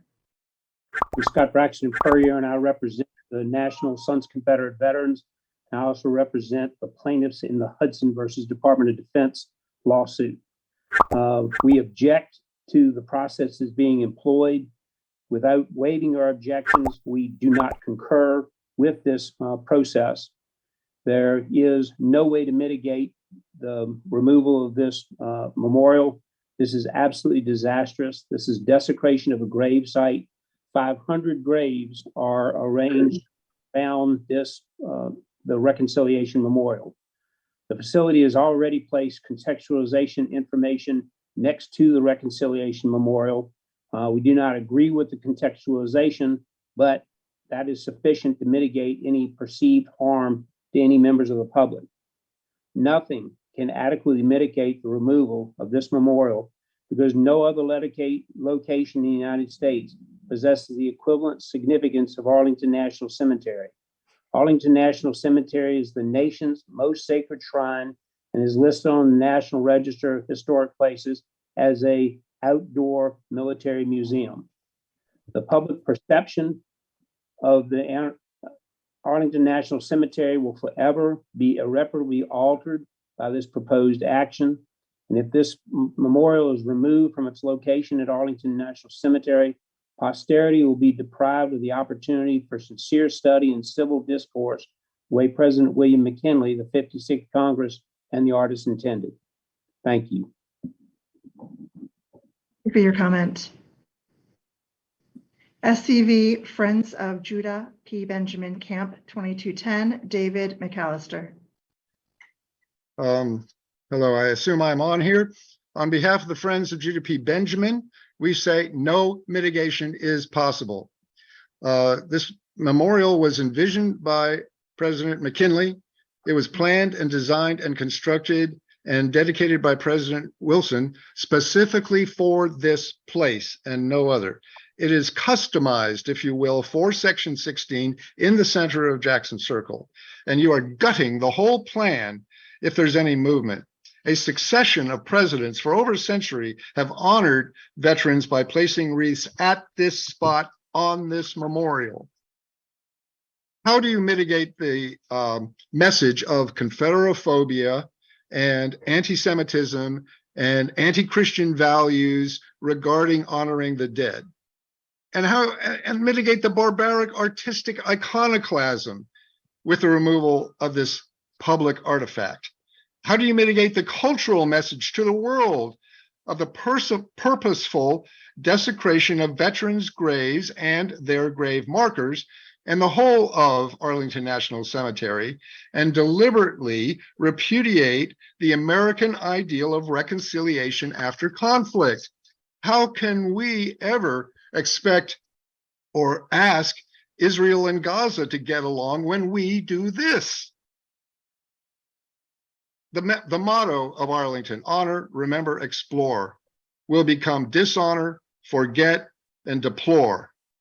No mitigation is possible.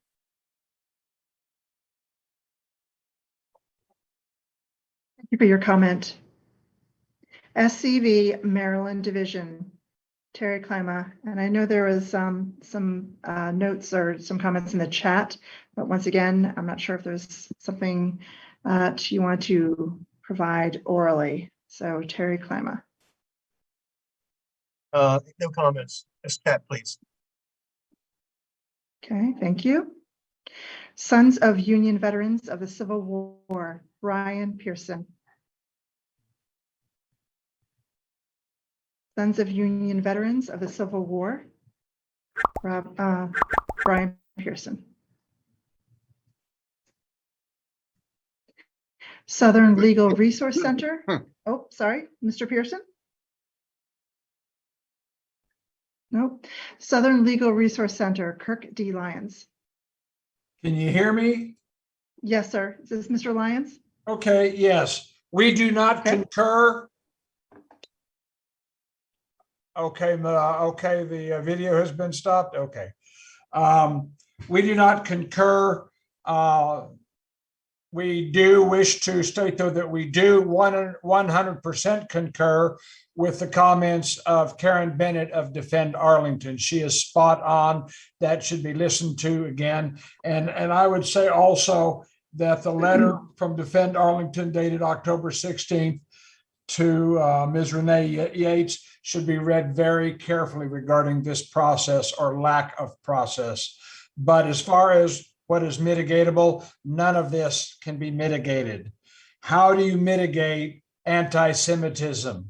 How do you do that? How do you mitigate a loss of international reputation when you destroy and desecrate a memorial? How do you mitigate desecrating Moses Ezekiel's headstone, which is what this is?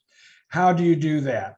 I don't think any of this is mitigatable, especially if you demolish it or remove it, you will damage it. You cannot mitigate that. Thank you very much. Thank you for your comment. Southern Carolina State Historic Preservation Office, Anne McLean. Thank you. I completely agree this is not mitigatable. I agree with Braxton Puryear's comments, David McAllister's, Kirk Lyons just now. There is no way to mitigate the damage that would happen here. Could you take the St. Louis Gateway Arch away from the river in Missouri and have it be the same thing? It would never work. You cannot fix it or mitigate.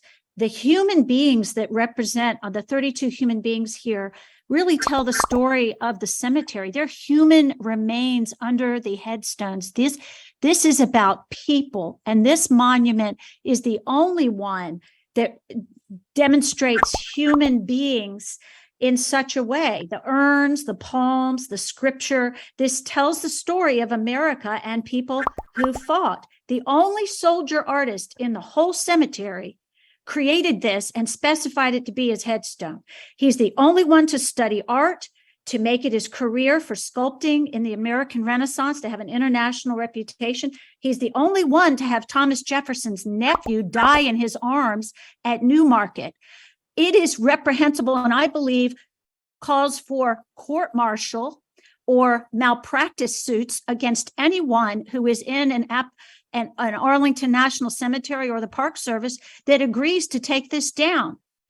You guys are, whoever is pushing this is really beyond the pale, and I totally believe this is unmitigatable and that this process is a kangaroo court if you do not listen to our comments and give them, as you say, every comment is important. No one is more important than anyone else. Well, the bulk of these, 99%, say leave this alone. Thank you for this opportunity. Thank you for your comment, Ms. McLean. And I just want to, for the record, state, I believe I stated the wrong organization. I believe Ms. Anne McLean, you're associated with the Virginia Council. Did I get that correct this time? Yes, you did. Thank you very much. Thank you. South Carolina State Historic Preservation Office, John Sylvester. I'm going to pass at this time. Thank you. Thank you. Texas State Historic Preservation Office, Justin Cockritz. This is the Texas Historical Commission and the Texas SHPO, and will pass at this time as well. Okay, you're a little garbled, Mr. Cockritz, so I just want to confirm that you're saying that you will pass at this time. Is that correct? Will pass. Thank you. United Daughters of the Confederacy, Ginny Wadowski. Hi, at this time, we do not measures. And I think the message needs to be sent back to Congress that there's an overwhelming agreement that this monument, the Reconciliation Monument, needs to stay where it is at. In 1906, the daughters were handed this assignment. They sought out and had Sir Moses Ezekiel come up with the designs. They complied with 4 presidents and the Arlington National Cemetery. They were given Section 106, and it was dedicated to Sir Ezekiel Moses for this memorial and for the 500 graves. At this time, if you're transferring this monument, you cannot move that monument without destroying that monument. It will never come down the way it went up. You cannot store that monument and it get back into one piece again. At this time, we believe, as the daughters who put that up, that it should stay put where it is at, and the story should be told that it was a reconciliation monument to bring peace and healing to this nation. There was a purpose for it being in that section.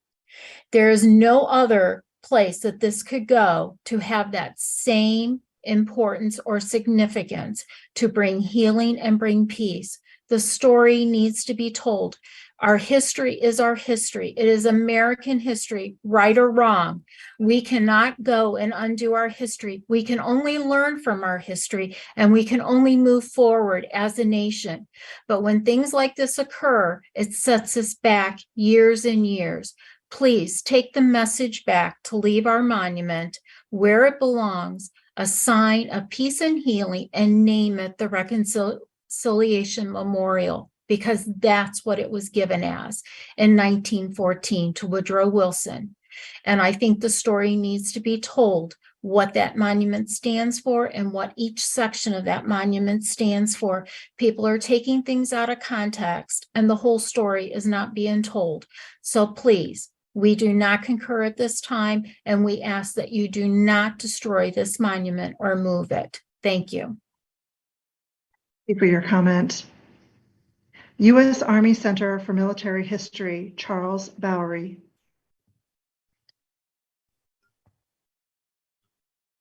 U.S. Army Center for Military History, Charles Bowery.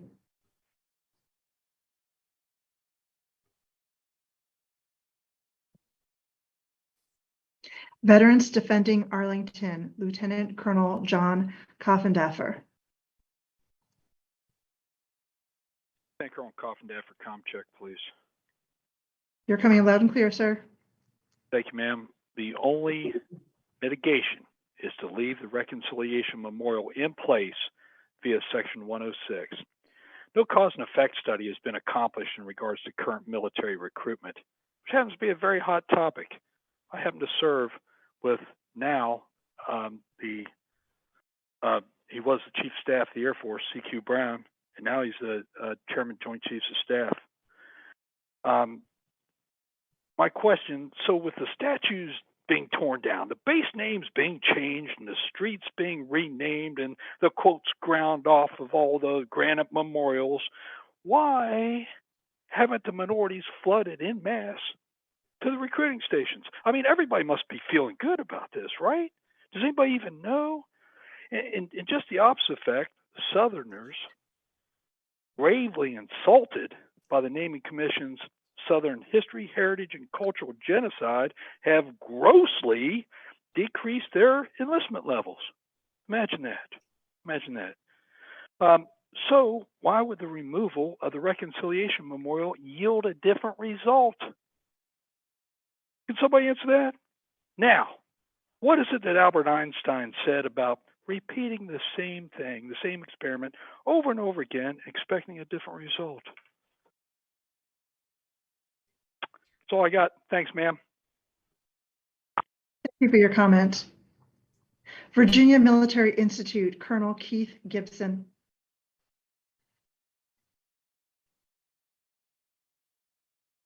Virginia Military Institute, Colonel Keith Gibson. Virginia Department of Historic Resources, Roger Kirchen. Thank you. As we move beyond identification and effect determination, I think it's critical that we do consider steps to minimize that. And I think what will be key in that effort would be to have a robust plan for removal. I also do think that the presence of a cornerstone capsule, which aren't specifically called time capsules, but the cornerstone boxes do need to be considered, and some decision made to either leave it in place and protect it or to have it removed at this point.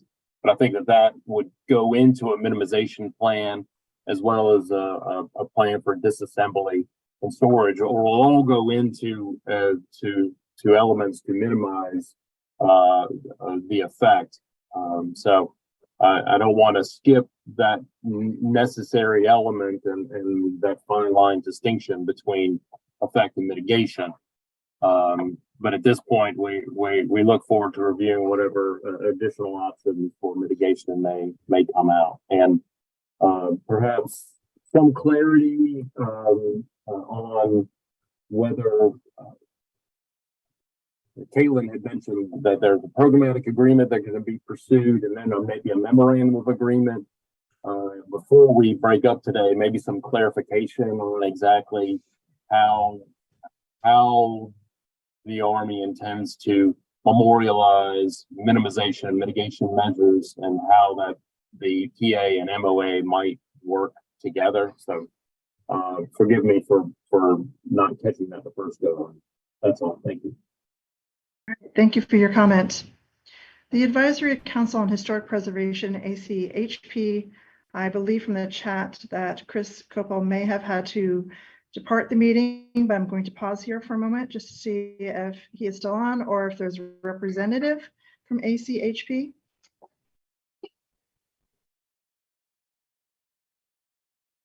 So once again, there is, I believe he did make a comment in the chat box before he had to log off.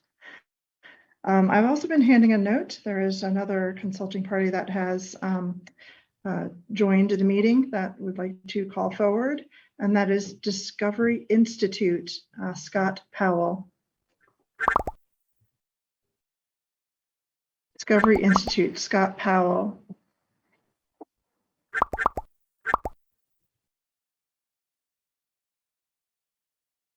Okay, next slide, please. All right, well, thank you everyone for your comments regarding the assessment of effects.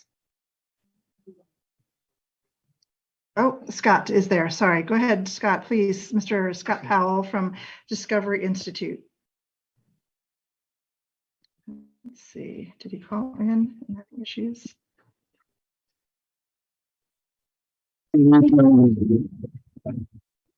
I'm starting to hear you, sir, but it's a little garbled. If you could speak a little further. Can you hear me now? Much better. Okay. If you wouldn't mind starting off with an introduction of your organization and your name, please. Yeah, the Discovery Institute is an institution that pursues the truth in a number of different areas, one of which is history. And I feel very strongly that this monument, removal of this monument, has very serious consequences, particularly in the times in which we live. You know, it's unfathomable to me, really, that we are going back to relitigate what has already been solved. Admittedly, the Reconciliation Monument didn't necessarily bring closure to the racial strife that ensued after the Civil War with Reconstruction and so forth. But in the military, the military as an institution is probably the least racist institution in all of America. And but needless to say, we are a country of redemption. We believe in progress, and the civil rights movement of the 60s really brought about a final redemption, and the opportunities are open to all ethnic groups and races today. Why are we going back in time to open this wound? This is not the mark of good governance and good leadership. And so I do not concur and would be inclined to be part of legal action to stop this process. You know, over 100 people spoke out against it and only one favored removal, but we've heard nothing. And yet you've just said earlier that, you know, we're equally valued. Doesn't seem that way to me. And I'd rather concur with those that have said this is just a pro forma process, but it doesn't have any real substance because the outcome has already been determined, and the determination is to remove the monument, which is a disgrace, and it's illegal. And I think there will be legal repercussions. And I think the people that are involved with it will be named in that legal action, as they should be. So I thank you for giving me time. Thank you for your comment. And I have been provided another organization, a consulting party here that is in the meeting. We have from the Environmental Protection Agency, EPA, Region 3, Barbara Oakhorn, who's the NHPA Program Manager. And I'm not sure if Ms. Oakhorn would like to make a comment at this time, or Hi, no, I just joined. This is my first time joining one of these, so I just got connected. okay. Nothing like being put on spot, huh? So thank you very much for joining.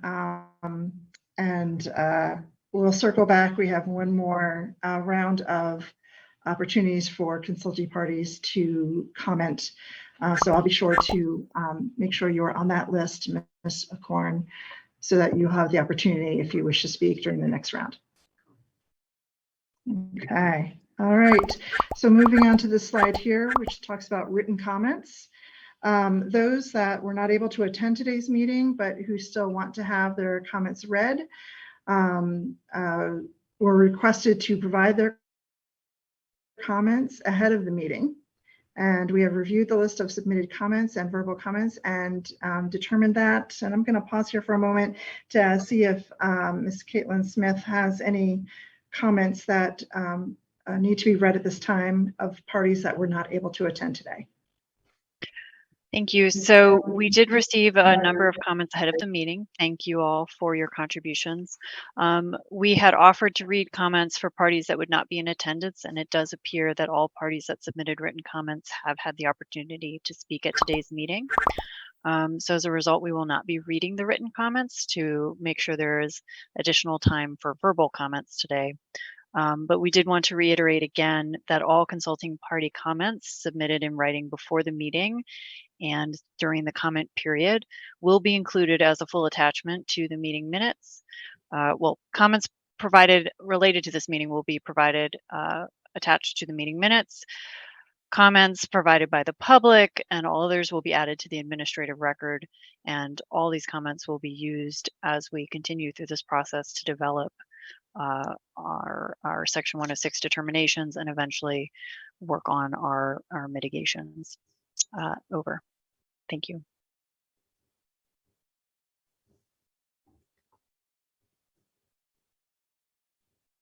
Thank you, Caitlin.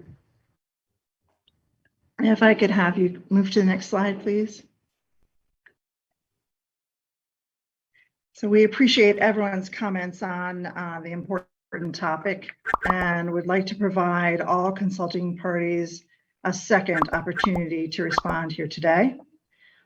We'll go around the room, around the group one more time and call on all spokespersons again. If you wish to speak, you will have 1 minute to do so. Please follow the same procedures as set before. When called on, unmute yourself and turn on your camera. If you do not wish to speak, please respond with pass or type pass in the chat box when called upon. And once again, for the comments today, we're looking at information related to the adverse effects and the assessment effects, as well as mitigation measures. I will go ahead and start with the roll call once again. And this provides you once again with a 1 minute opportunity to provide any further comments on mitigation measures or adverse effects. Arkansas State Historic Preservation Officer, SHPO, Scott Kaufman. I'm going to pass right now. Thank you. Thank you. Okay. Let's see, and I know some people are passing here in the chat box, so I'm going to try to keep up with that as we go through. I see Arlington Historical Society has passed as well. Mark Benbow. American Historical Association, Sarah Weichsel. Yeah, I put this in the chat, but just to add to our previous comment, we'd like to see disassembly documentation accompanying the memorial as part of the historical record, and that the documentation as well as the memorial be preserved and remain accessible for researchers. Thank you. Thank you for your comment. Okay, we have American Institute for Conservation, AIC, Caitlin Lee.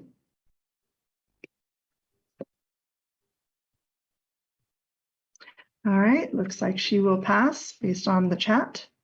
Okay, American Battlefield Trust, Jim Campy. Looks like they will pass as well. Advisory Council on Arlington National Cemetery, Thomas Chet Edwards.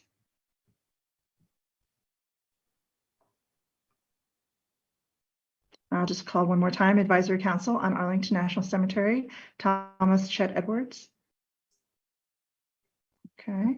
Buffalo Soldiers, Florida, Timothy Campaign. Yes, I'd just like to say that this reconciliation memorial was erected in an attempt to bring the North and the South back together again. And there have been many attempts over the years to do that. And the soldiers from the South and the North came together, their sons came together and fought in future battles together and respected each other. And I think removing this memorial is more of a separating people than bringing them together. And I can say that speaking on behalf of my ancestors, one of whom was wounded on the battlefield at Chancellorsville and paroled to die. They fought with honor, they fought for what they believed in, but they're glad that war was over and it was time to pull our country back together. And at this time, the United States of America needs us all to come together and not be separated. So I just have to say, leave that reconciliation memorial in its place and hold us together rather than separate us. Thank you. Thank you for your comment. Mr. Ernest Blevins. Ernest Blevins. Removing the monument is very divisive. I also believe that you can report back to Congress that following 106, that avoidance is a legitimate way to go through this. Tell them that, cannot be avoided. It was not exempted from 106 review, as sometimes they have exempted environmental laws for various projects. Therefore, they need to follow Section 106 and do avoidance to maintain the monument, maintain the reconciliation, maintain the artwork and the historic value of the resource. It would be an adverse effect for the monument and for the cemetery itself. So we need to preserve it in place and report back to Congress that avoidance is the best way to go instead of jumping on to a platform that will lead, that is for leading towards a memorandum of agreement, which hasn't even been proposed yet, as I understand, but yet we're trying to figure out the mitigation so that a memorandum can just be quickly done and forced through. Thank you. Thank you very much. Thank you for your comment. Charleston Athenaeum Press, Gene Kaiser Jr. Yes, thank you. President Warren G. Harding sent a message of condolence that was read at the funeral of Moses Ezekiel. Here are some of Harding's comments from the Evening Star, Washington, D.C., March 30, 1921. Ezekiel will be remembered as one who knew how to translate the glories of his own time and people into that language of art, which is common to all peoples and all times. He served his state in the conflict and accepted the verdict of the Civil War's arbitrament with all the fine generosity that has been characteristic of both the North and South. And the splendid product of his art that here testifies to our nation's reunion will stand from this day forth as guardian over his ashes. Every line and curve and expression carries the plea for a truly united nation that may be equal to the burdens of these exacting times. It speaks to us the ardent wish, the untiring purpose to help make our people one people, secure in independence, dedicated to freedom. Its long drawn shadows of earliest morn and latest evening will always fall on sacred soil. Ezekiel. Sir, your time has expired. Okay. Thank you for your comment. Thank you. Commission of Fine Arts, CFA, Carlton Hart. Hi, no comment at this time. I pass. Thank you.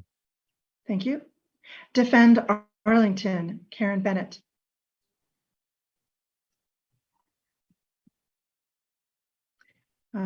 Mute, Defend Arlington, Karen Bennett. Just looking to see in the chat. Here, sorry. I would just say that the advisory council has advised that the agency should not predetermine outcomes. And this forecloses full and robust discussion of possible alternatives. And I think that's exactly what's been done here.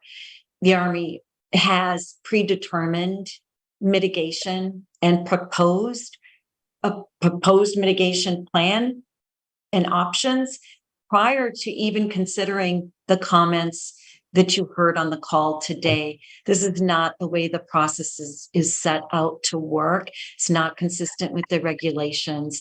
I would just say that it appears very arbitrarily done. I think that any decisions and final determinations that the Army would make that are inconsistent with the Section 106 regulations and the Act will be arbitrary and capricious.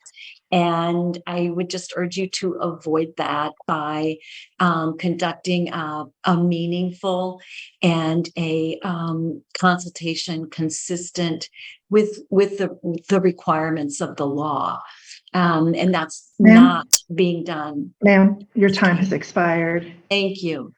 Thank you for your comment. Okay. See, I've lost my place here. Dr. Judith Ezekiel, relative of Moses Ezekiel. Okay, I believe she's no longer on the call, so I'll move forward. Florida State Historic Preservation Office, Alyssa Latan. Florida State Historic Preservation Office, Alyssa Latan. Fort Brooke Commissioner, Carlo Spicola. Fort Brooke Commissioner, Carlo Spicola.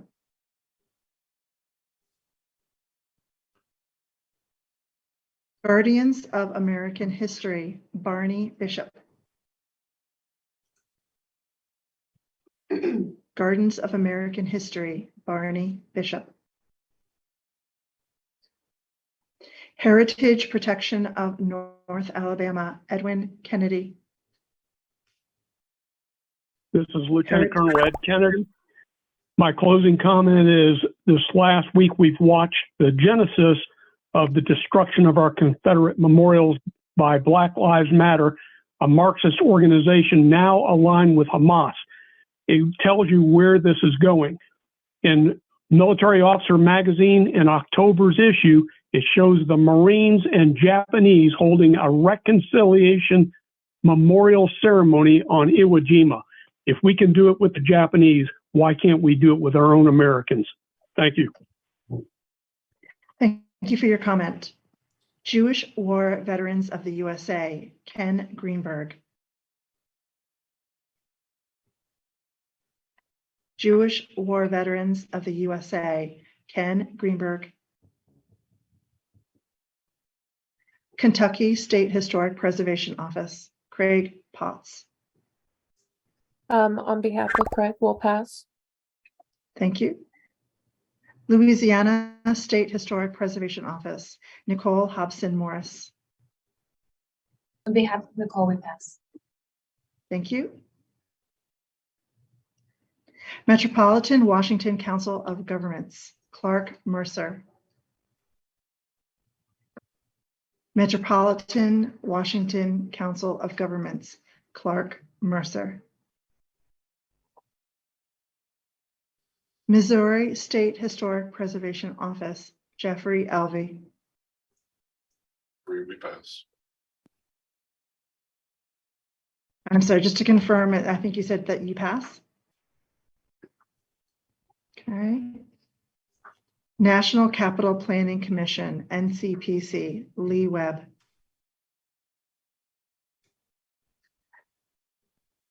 National Capital Planning Commission, NCPC, Lee Webb.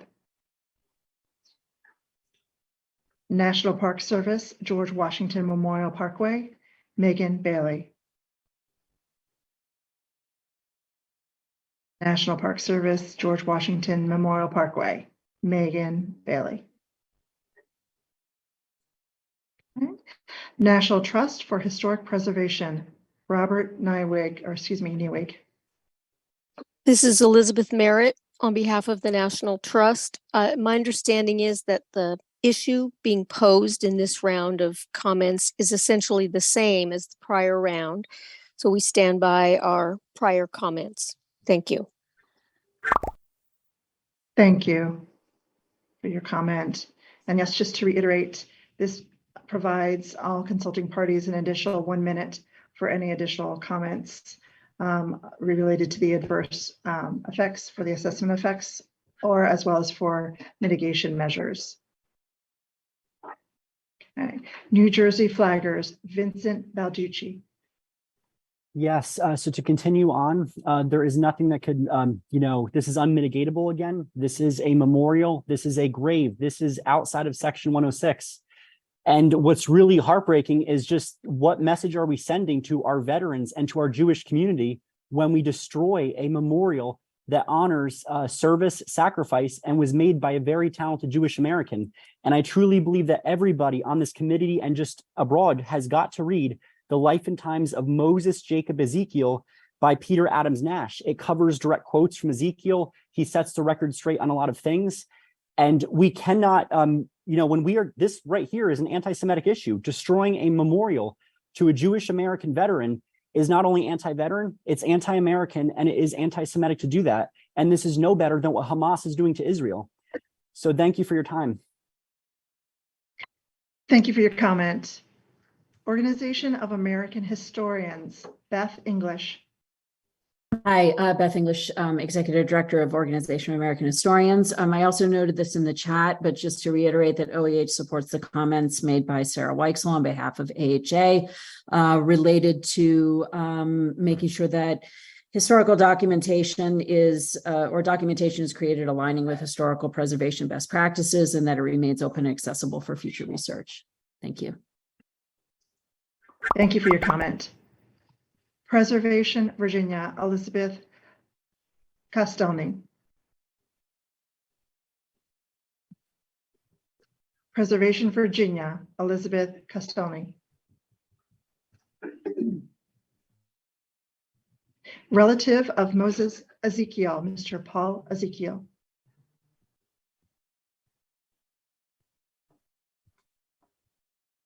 And I'm not sure if you're on mute, but I'll ask again. Relative of Moses Ezekiel, Mr. Paul Ezekiel.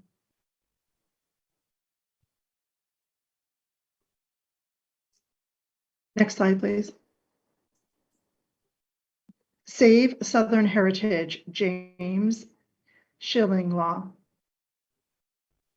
Yes, I'm here. This is James Schillinglaw with Save Southern Heritage.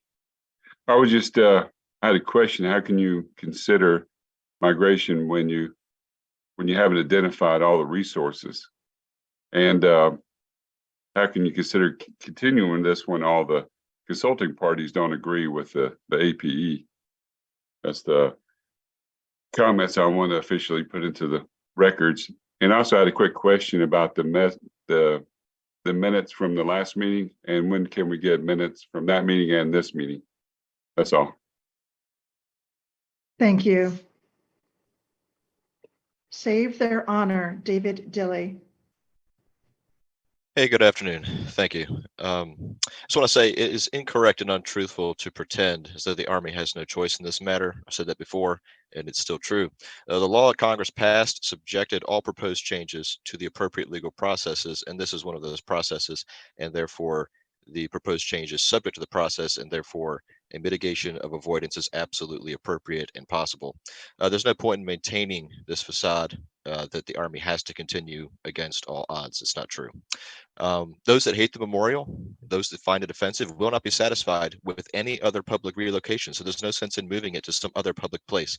It won't work. They'll have just as much complaints about it wherever it goes, and it will not work. The Army might ignore the law, and they might ignore the public outcry that we've heard here, and they might go ahead with this act of national cemetery desecration. But I would say that future generations will not look kindly on them for this, and future Congresses may reverse this decision. Sacred ground is immune from all political agendas in all civilized society. The Confederate memorial must stay unmarred and unmolested exactly where it stands. Thank you. Thank you for your comment. And I'm just going to remind folks, if you can make sure your cameras are off unless you are speaking, that way we can focus on the speaker at hand. So thank you very much. All right. Let's see, Society for the Preservation of Jewish Civil War History, Linnell Siegel.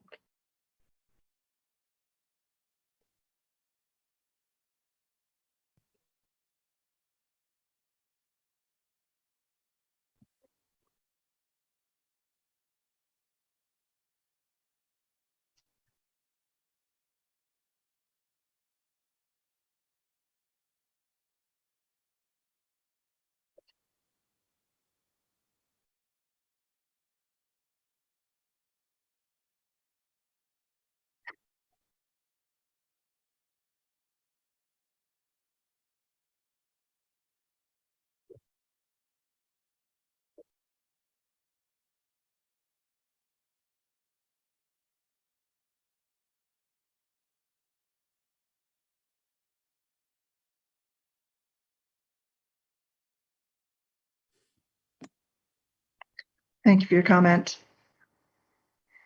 Sons of Confederate Veterans, SCV, National Representative S. Braxton Perrier.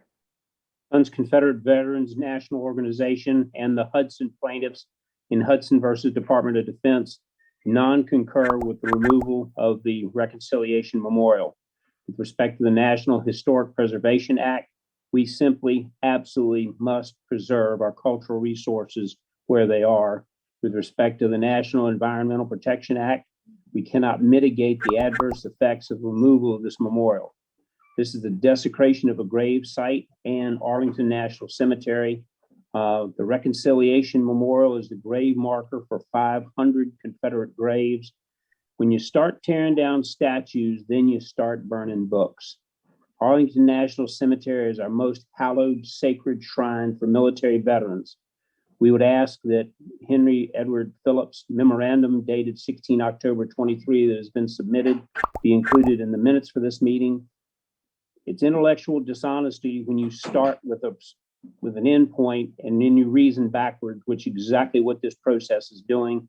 And it's objectionable, it's abhorrent to the intelligent people who are given our input with respect to this process. Thank you for the opportunity. Thank you for your comment. SCV Friends of Judah P. Benjamin, Camp 2210, David McAllister. Well, basically saying what I've said before, the potential proposed mitigation measures are inadequate. It's not possible to mitigate the physical, the psychological, the legal, and the cultural effects of any removal. You can't move it. You can't hide it. It already has context, and you can't try to revise history just to suit ephemeral woke sensibilities. Too many people know the truth. It was meant to be permanent. Leave it alone. Thank you. Thank you for your comment. SCV Maryland Division, Terry Klima.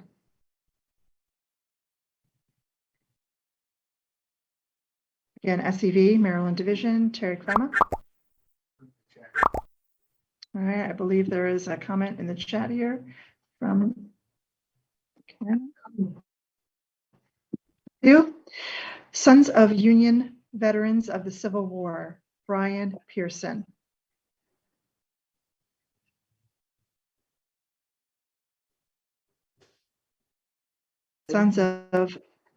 Sons of Union Veterans of the Civil War, Brian Pearson. All right. Southern Legal Resource Center, Kirk D. Lyons. Can you hear me? Yes, sir. Yes. We do not concur, but we do concur with the comments made by Ms. Karen Bennett of Defend Arlington and of Ms. Linnell Siegel of the Jewish Civil War Veterans Organization, and with Mr. Puryear of the Sons of Confederate Veterans. This is not mitigatable. The potential mitigation measures that you outlined are an insult and a desecration in and of themselves to Mr. Moses Ezekiel, who is buried at the foot of the memorial and is his headstone. And you are making a mockery of Arlington National Cemetery by even thinking about removing this most sacred memorial in a very sacred place in a sacred cemetery. You make a mockery of everything that Arlington National Cemetery should stand for. Don't touch it. You cannot mitigate this. Leave it alone. Thank you for your comment. South Carolina State Historic Preservation Office, John Sylvester.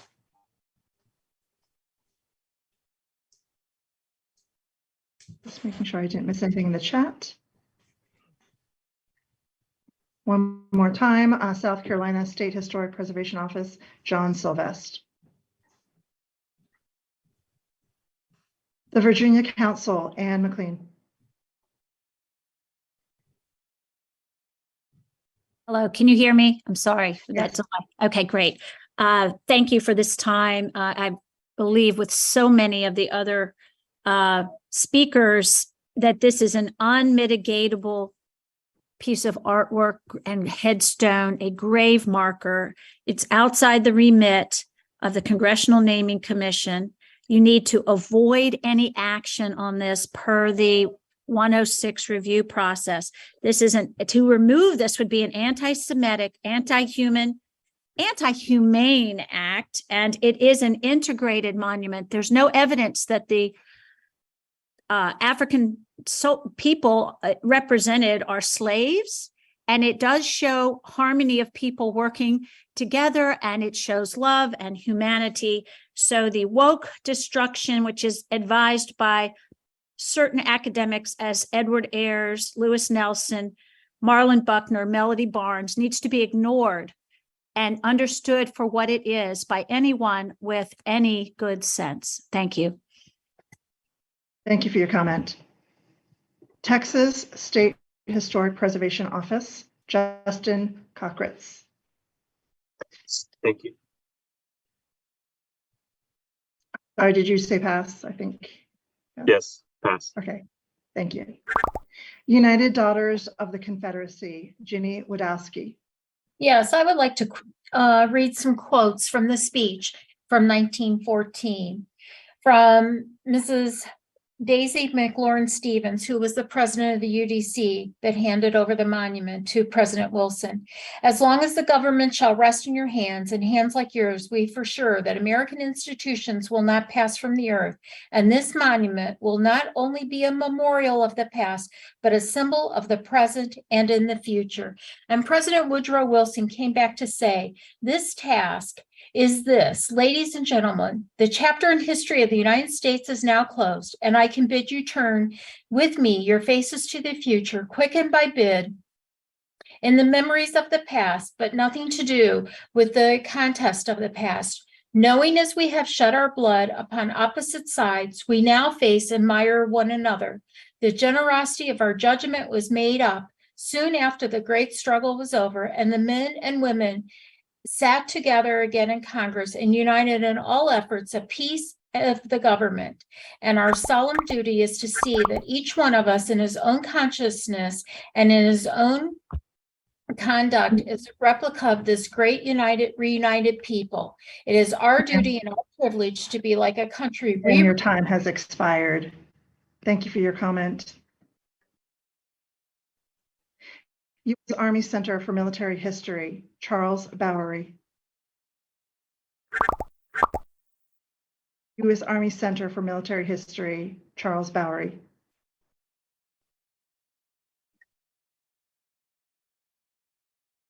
Veterans Defending Arlington, Lieutenant Colonel John Coffendaffer. Colonel Coffendaffer, com check, please. You're coming in loud and clear, sir. Thank you. This woke Marxist naming commission train wreck is just the beginning of the end of our Judeo-Christian constitutional republic. Mark my word on that. But I'll let you know that failing our Southern ancestors is not an option. We'll never, ever give up. Be sure to put on your performance reports how you pandered to Marxism and are playing a part in dividing America over a memorial that reunited our broken nation. Your time. Thank you for your comment. Virginia Military Institute, Colonel Keith Gibson. Virginia Military Institute, Colonel Keith Gibson. This is Keith Gibson of VMI. We passed. Thank you. Thank you. Virginia Department of Historic Resources, Roger Kirshen. We don't have any additional comments this round. Thank you. Pass. Thank you. I will call out Advisory Council on Historic Preservation, ACHP. I believe Chris Copel has dropped off, but I'm not sure if there's another representative that's taking his place.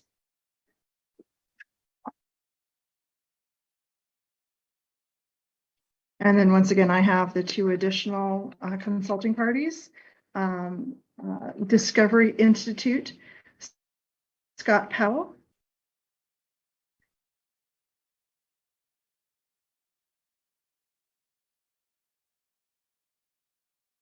Discovery Institute, Scott Powell.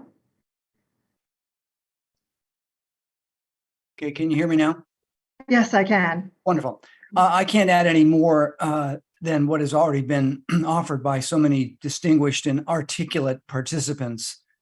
But I think we could all agree that reconciliation, that the e pluribus unum that makes up America are values that we want to uphold.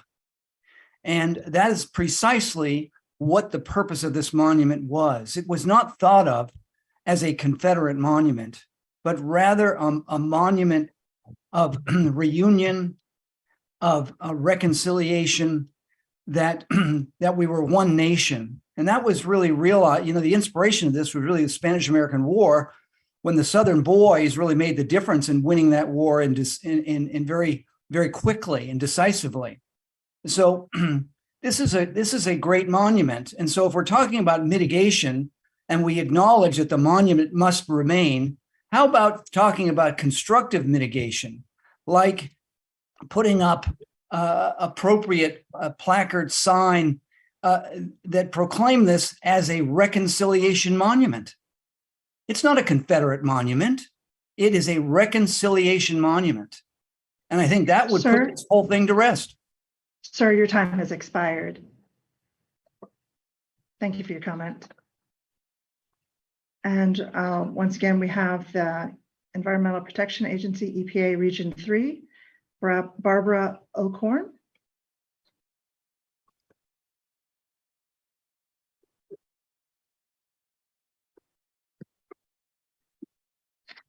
I'll just check in once more. EPA Region 3, Barbara O'Corn.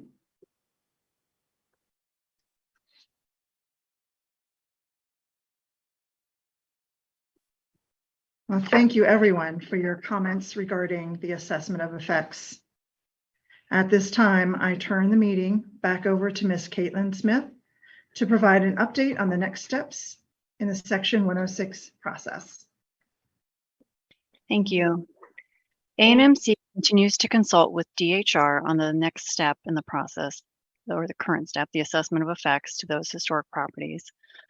On October 3rd, 2023, ANMC submitted the revised Area of Potential Effects, the APE, and the agency's assessment of effects to the Virginia Department of Historic Resources and the Advisory Council on Historic Preservation. ANMC awaits the DHR's determination. After the determination is received, ANMC will be holding meetings with the entitled and invited signatories to have further discussions regarding the resolution of potential adverse effects and begin the preparation of an agreement document between ANMC and the consulting parties. We will be taking your comments into consideration during the development of this agreement document. Please note that the public comment period for the assessment of effects is open through November 3rd. Please submit comments through the comment form available on our website or email us at the Commemorative Works email box.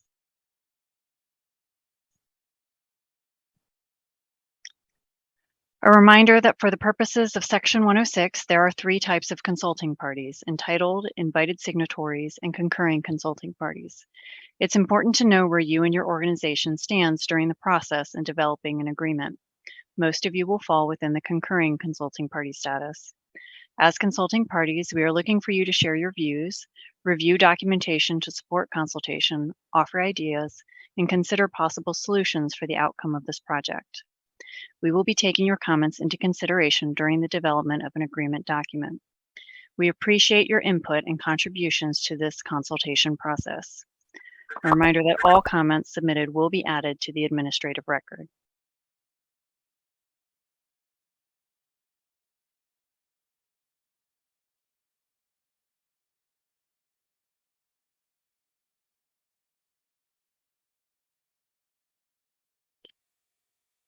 We appreciate your participation in today's consulting parties meeting. We will remain in contact with you through email and the ANC website, where we continue to provide information as it becomes available as we continue working through the Section 106 process. Please visit the project website to access additional information. And a reminder that the comment period for assessment of effects is open through November 3rd.